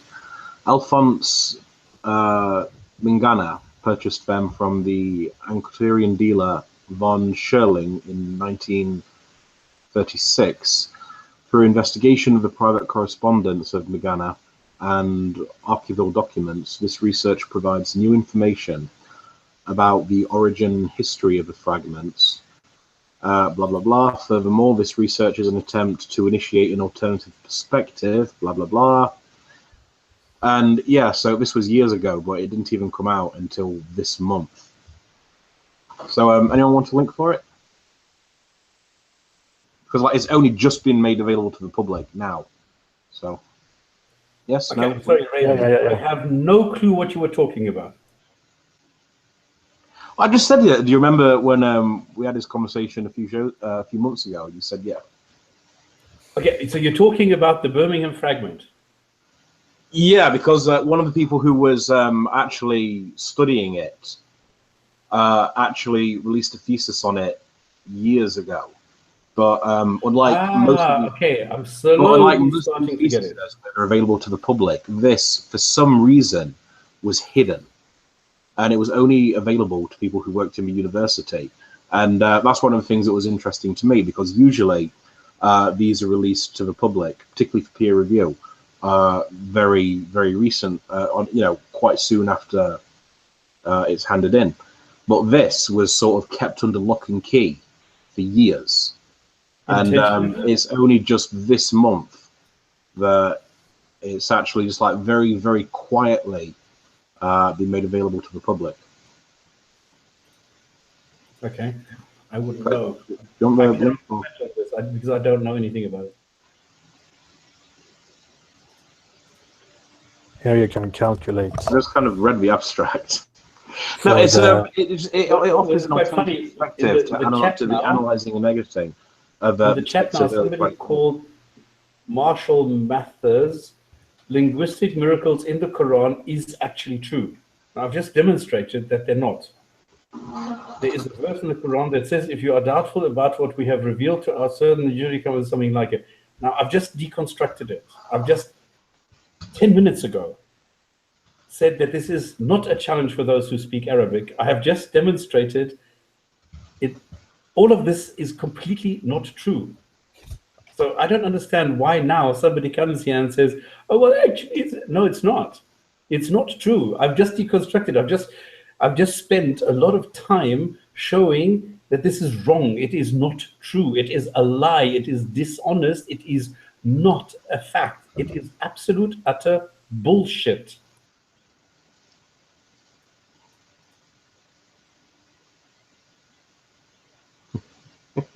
It is a challenge for those who speak Arabic. You know, it's just 15 minutes ago where I showed that it's not. And now somebody comes and says, well, no, it is not. Show me in the Quran where it says it is only a challenge for those who speak Arabic. Go for it. It pisses me off when I've just done this. I've just showed what the whole story is. And then somebody comes and just says, no. Why? Come on.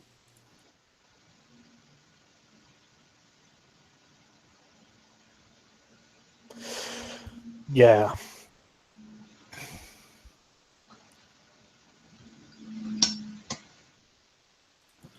Okay. Anyway, so the linguistic miracle, this is the whole message, consists of several elements. The claims are there. None of the claims are honest. None of the claims are serious. None of the claims are defined. None of the claims are specified or in any way made so that somebody can go and actually fulfill them or done them, because they have been millions of times and nobody acknowledges it. There's still people who go and maintain that they have never been fulfilled, where they have been thousands, millions of times. So that's it. And we get to go to the next topic now. I think, are there any questions? I'm sorry, I forgot to ask. Are there any questions regarding the linguistic miracle? The discussion got cut about the origin. Any more comments? I actually wrote it. Oh, okay. Gnostic Christians, Abdul Malik. Well, like I said, no. I think that nobody really knows. Stops, but that's the rhetoric, isn't it, from Muslims, is that they have. It's unfalsifiable. I mean, you've demonstrated clearly from what you've shared there that it's not true, but it's unfalsifiable from any Muslim anyway. So they throw out the challenge. It's like a backhanded challenge. You know, prove to me that we don't breathe air, or something like that. You know, it's just an unfalsifiable claim, and so that the general response has to be, no, it's never been met. It's just the same rhetoric that's thrown out. Yeah, but it's a false claim because you can never prove it. You can never demonstrate in any which way that it's never been met. Because I've done 2 videos, I think, or 3, where I have met the challenge. And I've demonstrated that I have met the challenge, and that's it. So I've had witnesses who say, yep, you've done it. So it's there. Have you got videos on that? Oh, absolutely. Yeah. Okay. Maybe post it here or post it in the main chat so that people who are interested can go and have a look at that. But as you know, you and I know, and everybody in the panel here, is of course the claim will still be that you haven't met it. They won't probably be able to give you a good reason, but they will obviously just say it hasn't been met. So it's an unfalsifiable claim. But not only that, it's a disingenuous claim anyway, because even if you do meet it, as you say, they've got to say you haven't met it. Because at the moment you falsify anything in the Quran, that throws it into doubt, and we can't have that. Yeah, so because 223 tells you can't, and surely you will not. And if you do, then you're going to burn. So yeah. Well, there you go. So that's why I say it's a disingenuous, challenge, because no matter what you do or say, you can't do it. So it's the classic thing, of unfalsifiability. That's not an argument. We can dismiss that immediately. We don't.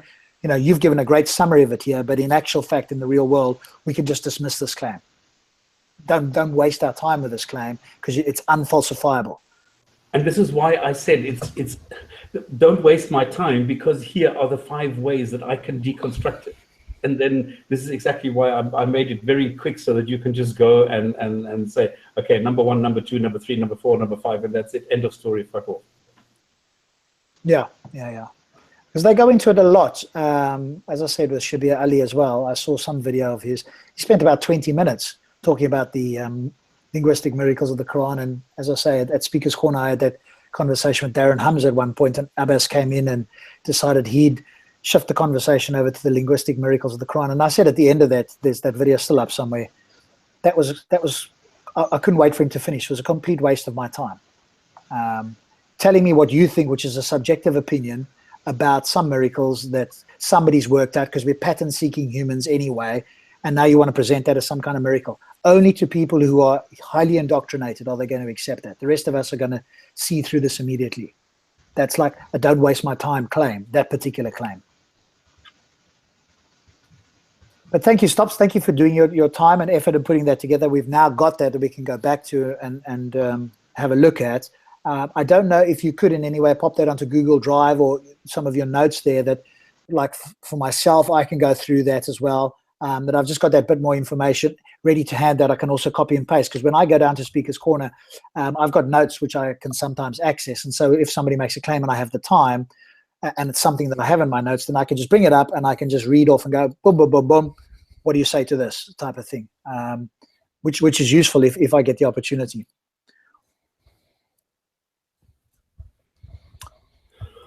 Okay, this Marshall guy is amazing. What language was the Quran revealed with? Number 1, the Quran was never revealed, and there's no language with which it was revealed. The Quran was written in ancient Arabic. It's a dead language, okay?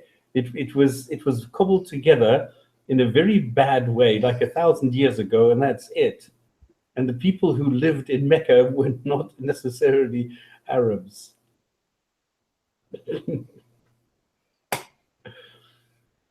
Yeah, I made a lot of videos. I think I made 3 surah like it videos where I meet the challenge in different ways. My favorite one, of course, was the last one where I made fun of the 29 single letter sentences. This is what they're called. Can I still access this? I'm sure. Do I still have this? Because Even if you can post a link, then we can have a look at that. Oh shit, I don't have. Detective Inspector Monkfish says they have defined it to be logically impossible to imitate the Quran, meaning that not even Allah can imitate it. Oh, here, I did it. Okay, so I have created chapter 115. And chapter 115.1 goes, A, B, C, these are the sentences which explain it to thee. 115.2, W, T, F. 115.3, S, T, F, U. 115.4, O, M, G. 115.5, L, O, L. And 115.6, N, O, B, O. And I know what you don't know. There you go. Now prove me wrong. Show me that this is not like the Quran. Come on. I mean, you have 29 sentences: ALR, ALM, ALMR, ALMS, HM, HMAS, QSTS, TSMTHQ, KHYAS, NYS. So mine make a lot more sense, and they're grammatically correct. There is not a single spelling error here. How many? You're welcome. How many?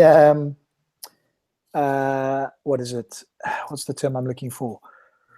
Like rules are there that is supposed to be included in the linguistic part of it, the actual prose or poetry? 0. Don't they say like there's 40 different rules of poetry or something like that? No. These are rhetorical devices. It's rhetorical, thank you, yeah. There are 40 rhetorical devices in the shortest chapter of the Quran, which is 3 sentences, but there are no rhetorical devices. This is the point. They don't understand what a rhetorical device is. They don't understand that hyperbole, for example, is a rhetorical device. So this is what I use a lot, where I say this has been done a million times. This is hyperbole. So this is a rhetorical device, which is not supposed to be taken literally, but it is the exaggeration of a point. So if you want to make a point, exaggerate. And that's what I'm doing. And this is a rhetorical device. And that is it. But people like Tsortsis and what's his name, Ali and Dawa Films and those people, they don't understand this. They go and they say that a grammar or a grammatical feature, whatever you want to call it, is a rhetorical device, which it is not.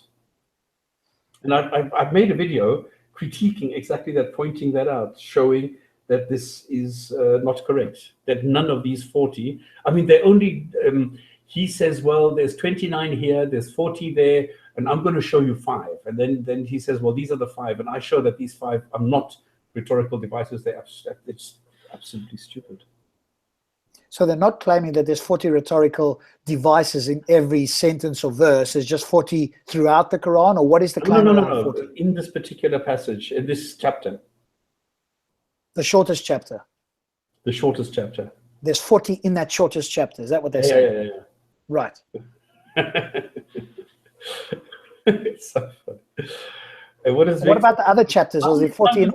Here, he's using all 15 of his things to comment here. Among the first 5 videos listed, you will find only 2 videos by him from Imam Sister and Imam Brother. Oh, okay, yeah, this is me. Okay, I don't know if people realize that. I still have people coming to me and saying, yeah, but you are a Muslim. Why are you saying these things? Just because I use the photo of our neighbor. Yes. Quite funny. Okay, so but there's not 40 rhetorical devices in every chapter or verse, is there? No. Only this particular one. Right. That is the claim. Okay, so that short 3-sentence verse is what makes it so amazing, is because there's 40 rhetorical devices. Yeah, this is a Tsortsis claim. You can look that up. You just go to, or LDM. I can't remember whether this was GDM, LDM, or Tsortsis proper. They're all similar, aren't they?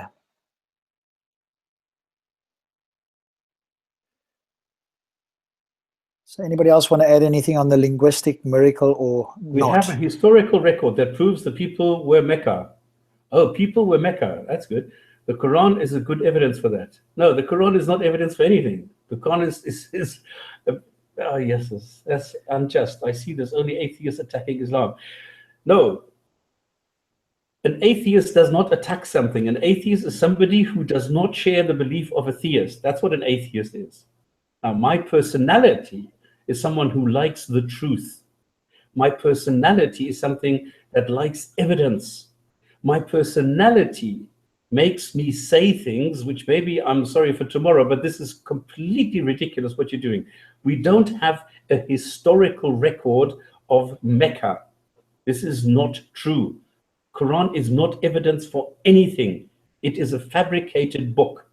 Little Red Riding Hood is not the evidence for the existing of wolves, and Spider-Man is not the evidence for the existence of New York. Yeah. And I'm not attacking Islam, I'm just showing and I'm exposing the claims made by dishonest Muslims around the Quran and around Islam. And if you don't have the integrity, if you are dishonest, and if you cannot handle the truth, well then I'm sorry for you, that's it. No, simply stating it is true is not going to make it. Yes, I've told you, I've told you how many times, bring evidence. And you can't. All you're doing is you're just saying, it's not true, and Mecca is Mecca, and the Muslims are this. No, bring evidence. Otherwise, shut up. That's what the Quran says. Bring your proof if you are honest. Otherwise, don't say these things. The Quran also tells you, don't speak about things that you have no knowledge of.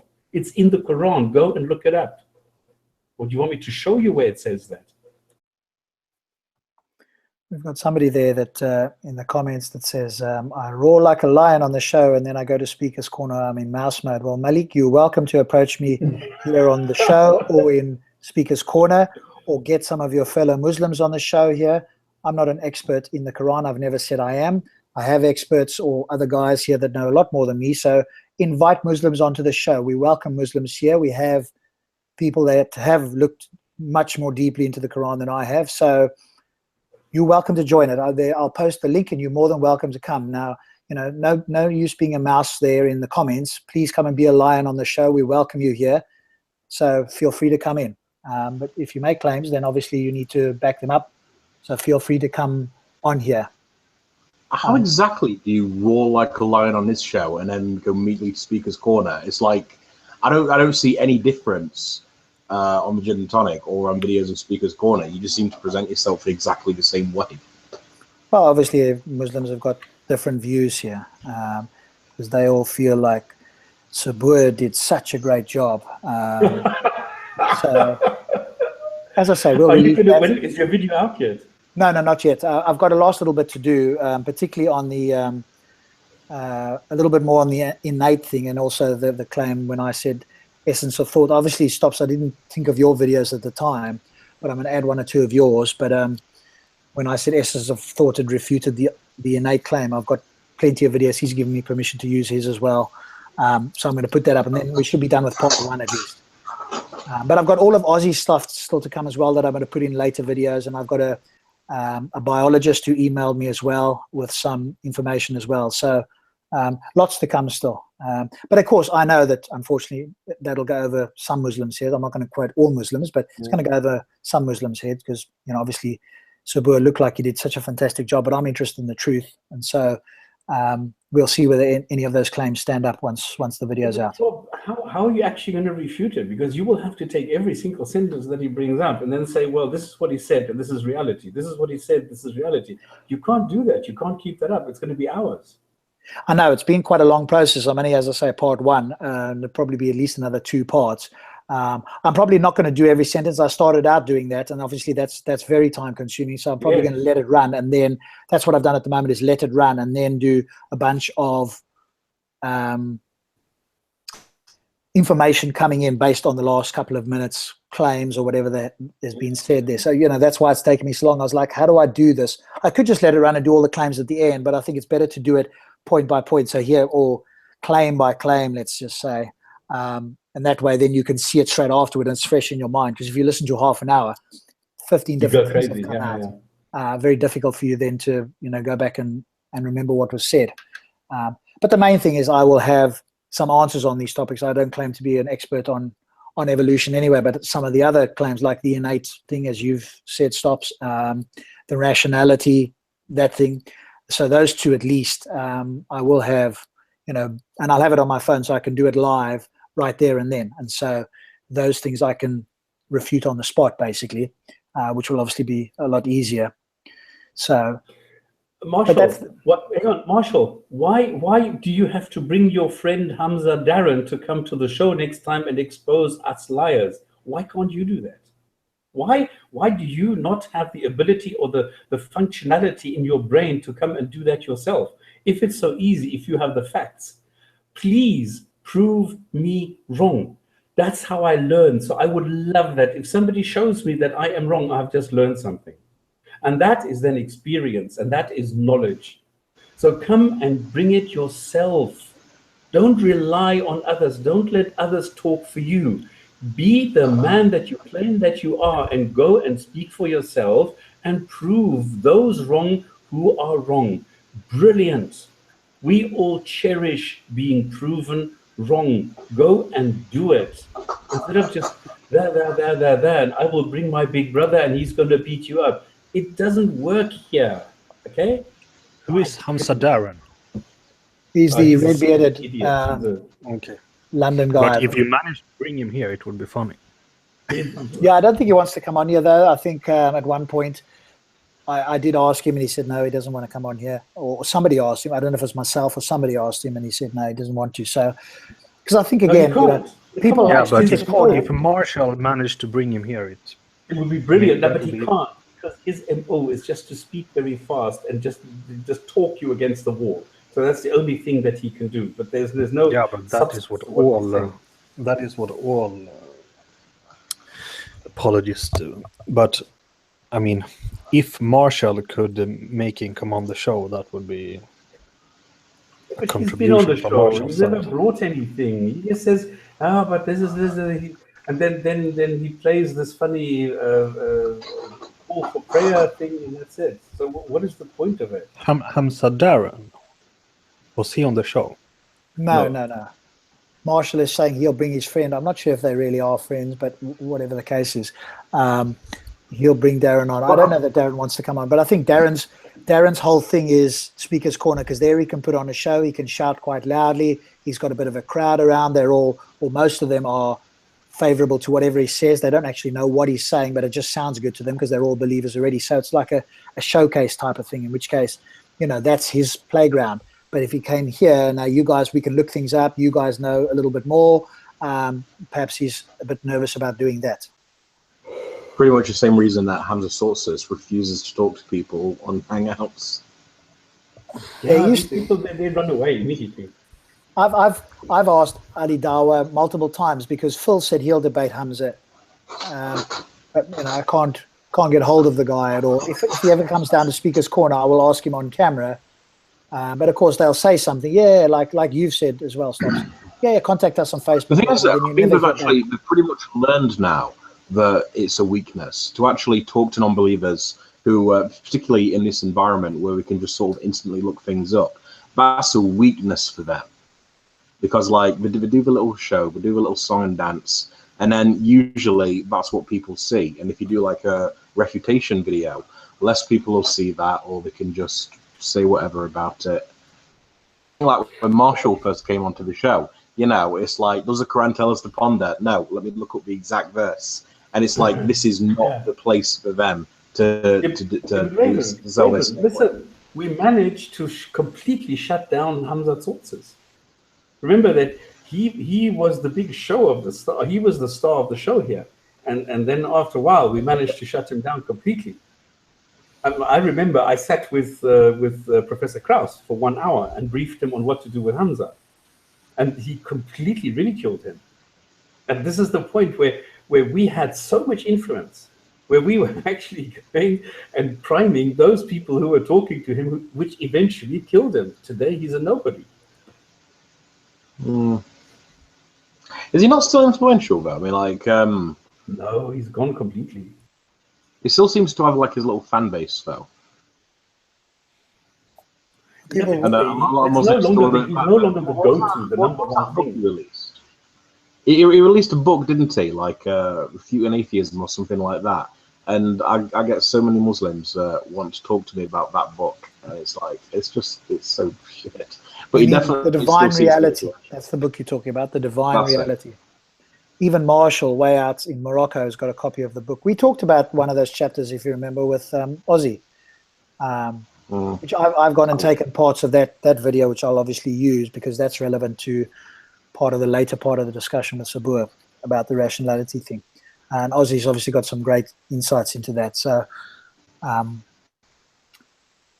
would be good, you know. Hamza, if he wants to debate Phil, Skydive Phil, on cosmology, because he's obviously debated Krauss, but Phil's got more, not, I won't say he's got more, he definitely hasn't got more knowledge on cosmology necessarily, but he's got a wider scope of knowledge on some of the other arguments as well, whereas Krauss obviously focused mostly on cosmology, so he's not that good on some of the other particular arguments.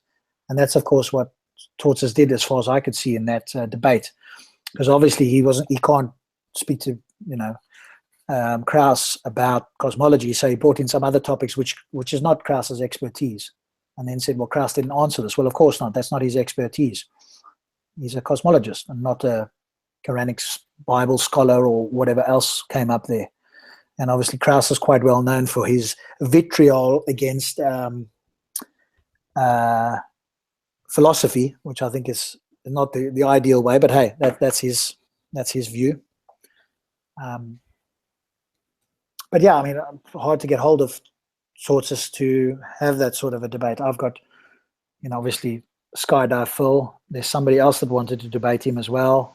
What was the bloke, the ex-Muslim, the professor? And I hear Hamza did a debate with him, and then like the footage mysteriously went missing.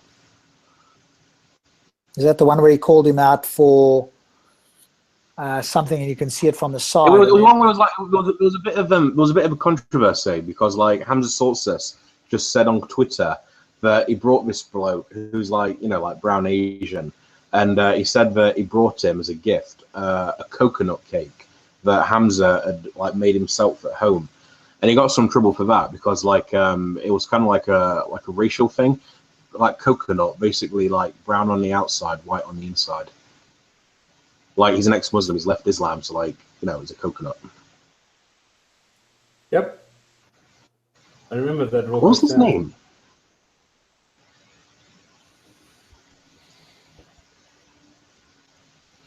It's kind of funny that you're saying that. We had him on the show. It's Jinn&Tonic show, wasn't he? Like you invited him. Yeah, I got him on because I rang him up and I said, listen, don't you want to come on the show? And he did. It was Professor... and he was on the yes, it was with Nikki on the morning show. He's so the big questions. But yeah, it was on the big questions after that, and he exactly. Yeah. And that's when I rang him. Well, that's not actually that video isn't on YouTube though, was it? Because that was like down when Jinn&Tonic kept on getting flagged. I think it's on that Google Archive page. But I don't think it's on the archive page. It's not a Google archive. It's on the archive page. Yeah. I remember I still put it there.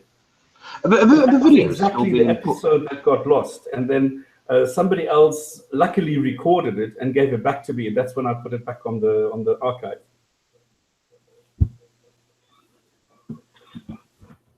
Atheists are so funny because they act like they are experts in something. I don't know how much, or what does it take to get something into Marshall Mathers' head? I just explained it to him, what an atheist is. He still doesn't understand it. How much you can make claims about the Quran you don't even know about. Stop using Wiki Islam. You know, the next thing he's going to say, yeah, you get all your knowledge from Fox News, eh? My Arif Ahmed, there you, thank you, Detective Inspector Mugfish, Professor Ahmed, that's the one. Thank you very much. Yeah.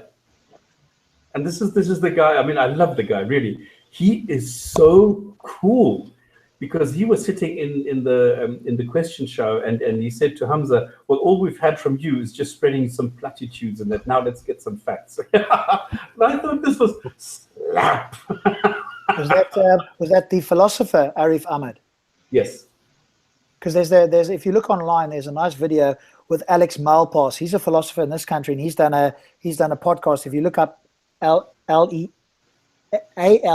Mal Malpass, Alex Malpass, he's a philosopher, and he's had a long conversation with Arif Ahmed, and other ones. He's having conversation with philosophers. So if you're interested in something like that, because Arif Ahmed debated William Lane Craig in Oxford, I think, as well. So he's a smart guy. He teaches philosophy, I think, at Oxford or somewhere out that way. Yeah, and I mean, look it up. It's in the archive. It's very easy to find. Just look up Arif Ahmed, and I think this is how I catalogued it. So it should be very easy to find. Or should I go and do the work myself and link it? Because that was a very, very interesting episode regarding philosophy. Because I then asked him about Plantinga and people like that on the other side. And I thought he was incredibly knowledgeable. And at the same time, he is an educator. He knows how to bring the stuff across without sounding all pompous and you know, like some people do that, like Plantinga, and he doesn't. And I love this guy, really. I think I have so much time for him. If you've got that in the archive, I'd be interested in that, because I watched the one with Alex Malpass and Arif Ahmed, and you know, I was quite impressed with that interview. Archive. Let's see if I can find it. Yeah. I understand that philosophy is not what the core audience is interested in here, but you know, I'm very interested in philosophy, but I do think philosophy, as Phil said and other people have said the same, it needs to be based on, or have a foundation on good science. You can't use philosophy as a substitute for science, particularly when science actually comes up with something, be it quantum mechanics or whatever else there is out there, because as far as I can see, that's all that Muslims have got left, is some kind of, as Detective Inspector Monkfish said, like a pseudo philosophy. That's all they've got, because they haven't got science on their side. So what can we do? When I hear the conversation around, oh well, you know, science, we can't be certain about science. It's inductive. So you know, no observation in science or theory is absolute. When I hear that statement, I know that they're against the wall and there's nothing left to be said. So they're retreating to the pseudo philosophical situation of like solipsism or radical skepticism. Well, we can't trust anything. But if we use your argument for we can't trust anything, then we can't have any knowledge about anything in the world ever, and that includes your book or anything like that as well. So nobody takes that view. While it's an interesting philosophical view, nobody takes it seriously in the real world. It's interesting for philosophers to chat about and so on, but that refutes their own point. So as soon as they said it, and I think Sabur tried to say it, I can't remember, something about science not being, you know, absolute or whatever the case is. That's the last stand. Now you're standing on the edge of the cliff and you're trying to haul yourself back. It doesn't help their case at all. Epistemic probability. There you go. Marshall is funny. Marshall. And you didn't even understand what I said. How do you understand the Quranic verses? Answer. You understand? How do you understand the Quranic verses? I mean, you frame it in a very non-specific way. As atheist, how on earth do you understand the meaning of the Quranic verses? So, Detective I posted the link. Did you see that? I posted in the main chat. Yeah. Oh no, I didn't post it in the main chat. You mean in the watching or the? Oh no, you can't. You should be able to. I've made you a moderator, so you should be able to post. Anyway, I put it here. You can put it. Into I've posted it in there. Detective Inspector Monkfish says Arif Ahmed reduced their argument from the improbability of the fine-tuned universe to one based on maths and numbers, to one based on apologists thinking it seems unlikely. So again, you know, there's a reduction there, but that's kind of high-level stuff that most of us are not that clued up on. Same thing with Plantinga's argument and that sort of stuff. I'm trying to get Detective Inspector Monkfish to come on the show here, but I think, you know, there's connection problems and that sort of stuff because he's quite a knowledgeable young man. But that's kind of more high-level stuff anyway. You know, we normally talk in practicalities here, but then if you get into philosophy, that's a bit sort of more high-level. Most people don't follow that so well, even myself to some degree. Hopefully I'll get Phil down again at some point in Speaker's Corner. Yeah. But by the way, can I, Marshall, the show is going to stop. We're done 2 hours, so it's going to stop in a few minutes. Why don't you go and open up a hangout by yourself, and then we'll discuss whatever you want. How's that? Can we come and watch? Yeah, well, I'll just open a Hangout and you can come watch. I'll send you the link. Now, how do I do that? I can't. I don't know how to get hold of him. Yeah, I've got him on Facebook, so I can send him a link. So, Stops, if you set up something after the show, Marshall, just I'll post send it to you via Skype, and then you can send it. Yeah. Marshall, if you want to have a conversation directly with Stops, and you don't mind some of us listening in, then Stops can set up a Hangout. I'll post it to you on Facebook because we're friends on the Facebook post there, and then you can join and you can set Stops straight if you think that's what you can do. He's gonna have some excuse that I can't now, and and my mother's watching, and So, anything else on the linguistic miracles of the Quran or not? I kind of want to see Stopspamming's reaction to that comparison with Eminem.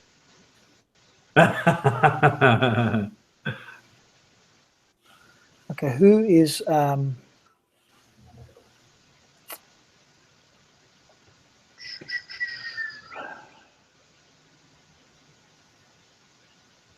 Ike is deleting all of the messages here from Malik. Ike, dude, why are you deleting all his messages here?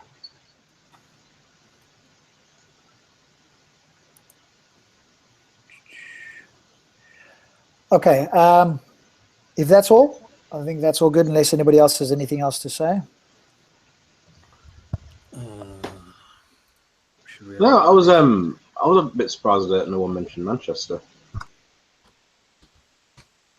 I think everybody knows about it, so I'm not sure what else there is to say about it at the moment. Oh. I'm starting to get... So, Marshall, do you want to have a conversation with Stops? He's prepared to set up a Hangout now with you, which I will post you the link to, which you can join. Is that something that you want to do? Just answer in the chat there. And for those of us who are interested, Stops or I can just post the viewing link. So it can be just Stops and Marshall, and we can just listen, and maybe we can be educated one way or the other. So just say yes or no in there. We can do it. All right, Stop. So I go to, hang on, let me just do this. Oh shit, I've got so many messages. I haven't been here for a while.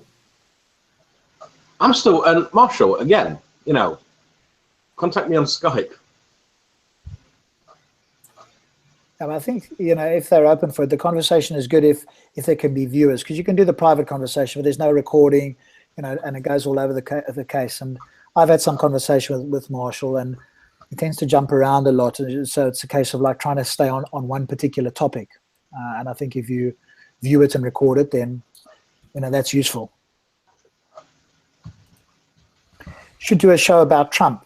Well, that's more of a political show, I guess. He has been in Saudi Arabia now. Yes, yeah. I tried to stay away from politics. I think like a very interesting show will be like, is Trump the prophesized Antichrist? I guess it's best to keep this show on religious topics and ideally on Islam. I'm also hopefully going to get somebody that's coming in that'll talk about the ethics of belief in Islam. But he's got a few things on, so hopefully that gentleman will come in at a later date. I also emailed Stephen Law, but I haven't heard back from him. I don't know how many people know of or heard of Stephen Law. Gives us hope for everybody. He was a postman and became a philosopher. So there you go. It just shows anybody can do anything. What happened to the streaming functions? Yeah, I haven't been here for so long. Start streaming, start your encoder. What encoder do I have to start? Like, are you trying to start a thing there, Stops? Yes. So if you've gone to Creator Studio and then you go to live streaming on the left. That's where I am. Yeah, and then you hit events. So don't hit events instead of stream now. Hit events and then set it up there. Set up an event there, and then you can start it straight from there. Thank you. That's what I used to do. And I've forgotten how to do that. Can you believe it? A couple of years out of it and you lose it. Okay, what is this? Discussion with Mark. Okay, I'm just going to mute you for a sec while Abu does the final thingy, and then we'll bring you back in again, and then we can send Marshall the link. Okay, go for it, Abu. Let's do the... I'm just trying to find some hadith that is about... So it's just going to be like only stop and Marshall. Yeah. It's going to be a slaughter. No. You don't understand. Answer me. What do you believe? What does you believe Quran say? House. Don't even know it's dead. I don't think it's gonna be. It's gonna be. No. I say Quran say. Just use your reason. Come on, Abu, have you got that? Okay. Okay, this is at least Sahih Bukhari. Narrated Ibn Abbas that once he stayed overnight in the house of his aunt, the wife of the Prophet. He added, I lay on the cushion transversely while Allah's Messenger ﷺ lay along with his wife in the lengthwise direction of cushion. Allah's Messenger ﷺ slept in the middle of the night, either a bit before or a bit after it, and then woke up rubbing the traces of sleep off his face with his hands, and then recited the last 10 verses of Surah Imran. Then he got up and went to a hanging water skin, performed ablution from it, and performed it perfectly. Then he stood up to perform the prayer. I also did the same as he had done, and then went to stand beside him. Allah's Messenger ﷺ put his right hand on my head and held and twisted my right ear. He then offered two rak'ah, then 2 rak'ah, then 2 rak'ah, then 2 rak'ah, then 2 rak'ah, blah, blah, blah, blah. Finally 1 rak'ah witr. Then lay down again till the mu'adhin, called the prayer, came to him. Whereupon he got up and offered a light 2 rak'ah prayer and went out to the mosque and offered the compulsory congregational Fajr prayer. Okay, that was just a random hadith I found. Very random, yes. Cool. So what are we going to do for next week? Any suggestions for topic for next week? Anybody? And all shout at once. I mean, I have different ideas, but I don't know if I have time to prepare anything. Well, if it's a more general topic, then you and I can chat, so you don't have to prepare. If it's something specific, then that you've got expertise, then obviously I can't help you as much. No. I mean, I have some ideas I could. One thing that would be interesting, but this is a long topic that I don't feel I have time to prepare to, but that's like comparing kind of historical source criticism with like the knowledge of hadith, or the so-called science of hadith. It could be interesting, as you say, but that would take some preparation on your part. If you haven't got the time, then let's not do that for next week then. Well, Rob, what I was thinking, is there anything that usually comes up in Speaker's Corner that maybe you're not too familiar with, but you just like to talk about? So, I mean, most of the stuff I'm not familiar with is generally stuff within the Quran itself. The other arguments I've heard, and I can look them up, and the more general, the bigger arguments, cosmological and all the rest of them, you know, I'm reasonably familiar with that. So I can't think of a particular topic that we probably haven't covered at the moment. But if anybody in the chat has got a topic that they think we should cover, feel free to post something in the chat here just before we go, and then we can have a look and see if there's anything. And if you're a Muslim listening, then is there any topic that you want us to cover that we haven't done, or that you don't remember us doing, that we can talk about? You've got to think that with like almost 2 billion Muslims in the world, in the next 7 days, it's very possible that something's just going to happen that just make a good topic for conversation. Yeah. The challenge that I notice with that sort of thing is that the immediate tu quo quo fallacy will come in, which is they're not real. Oh, sorry, not tu quo quo. The no Scotsman fallacy. They're not real. They're not real Muslims because real Muslims wouldn't do X, Y, and Z. And so that's well, that could actually be that right there could be an interesting topic for next week's show. You know, when it comes to valid readings and valid interpretations of Islam. You know, I mean, like, yeah, most Muslims are perfectly decent people. I think everyone with a brain knows that.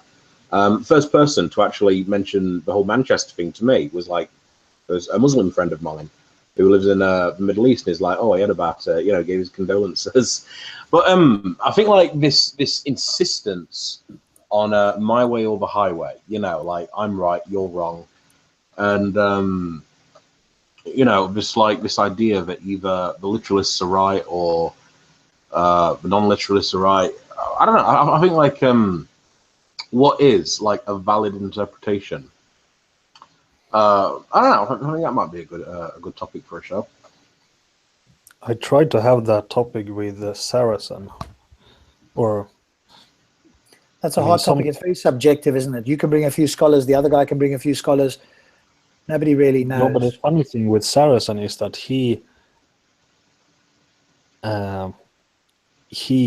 makes certain claims that it should be possible to pin him down. It's just that he's so tremendously good at always avoiding being pinned down.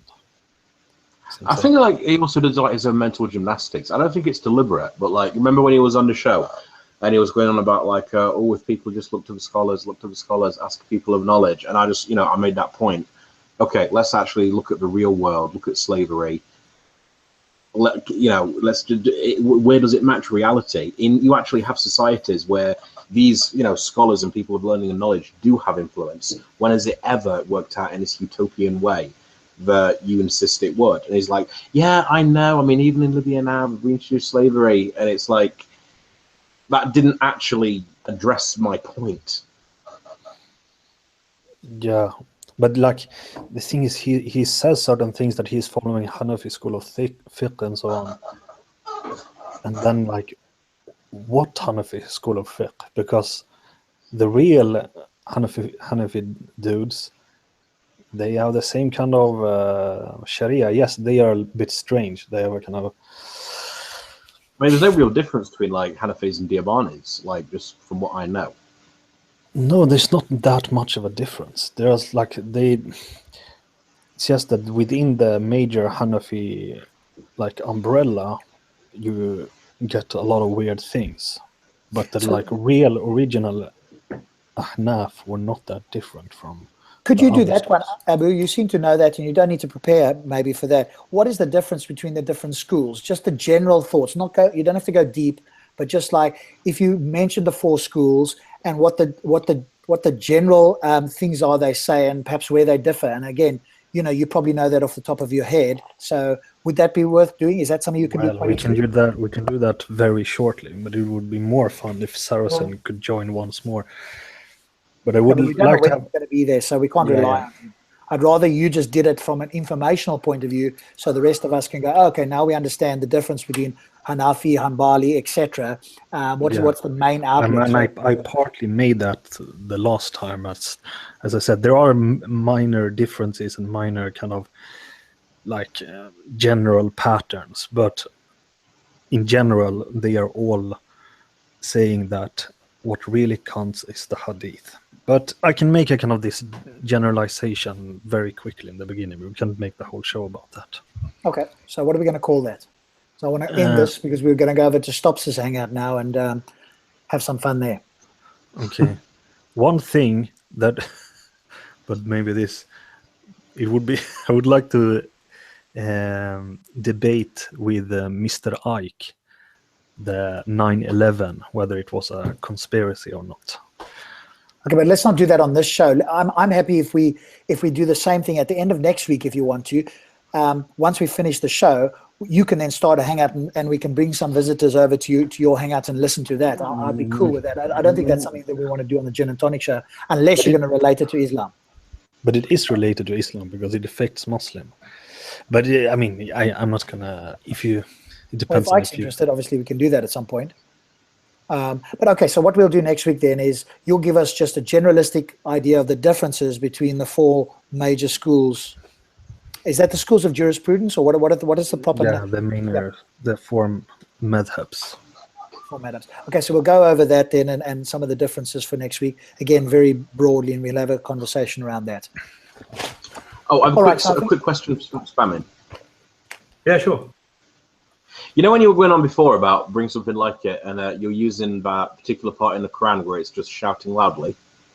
Yeah. Well, have you ever seen the US version of The Office? Yeah, a little bit, sure.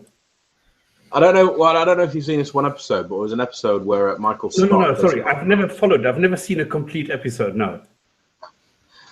Well, basically, it's. I'm sure you know what it's about, but the one that plays the manager, who plays Michael Scott, in one episode, he lost a shitload of money on a bad investment, and one of the characters advised him to declare bankruptcy, and he was all worried about that, and eventually, in a panic, threw open his office door, burst out into the lobby, and screamed, "I declare bankruptcy!"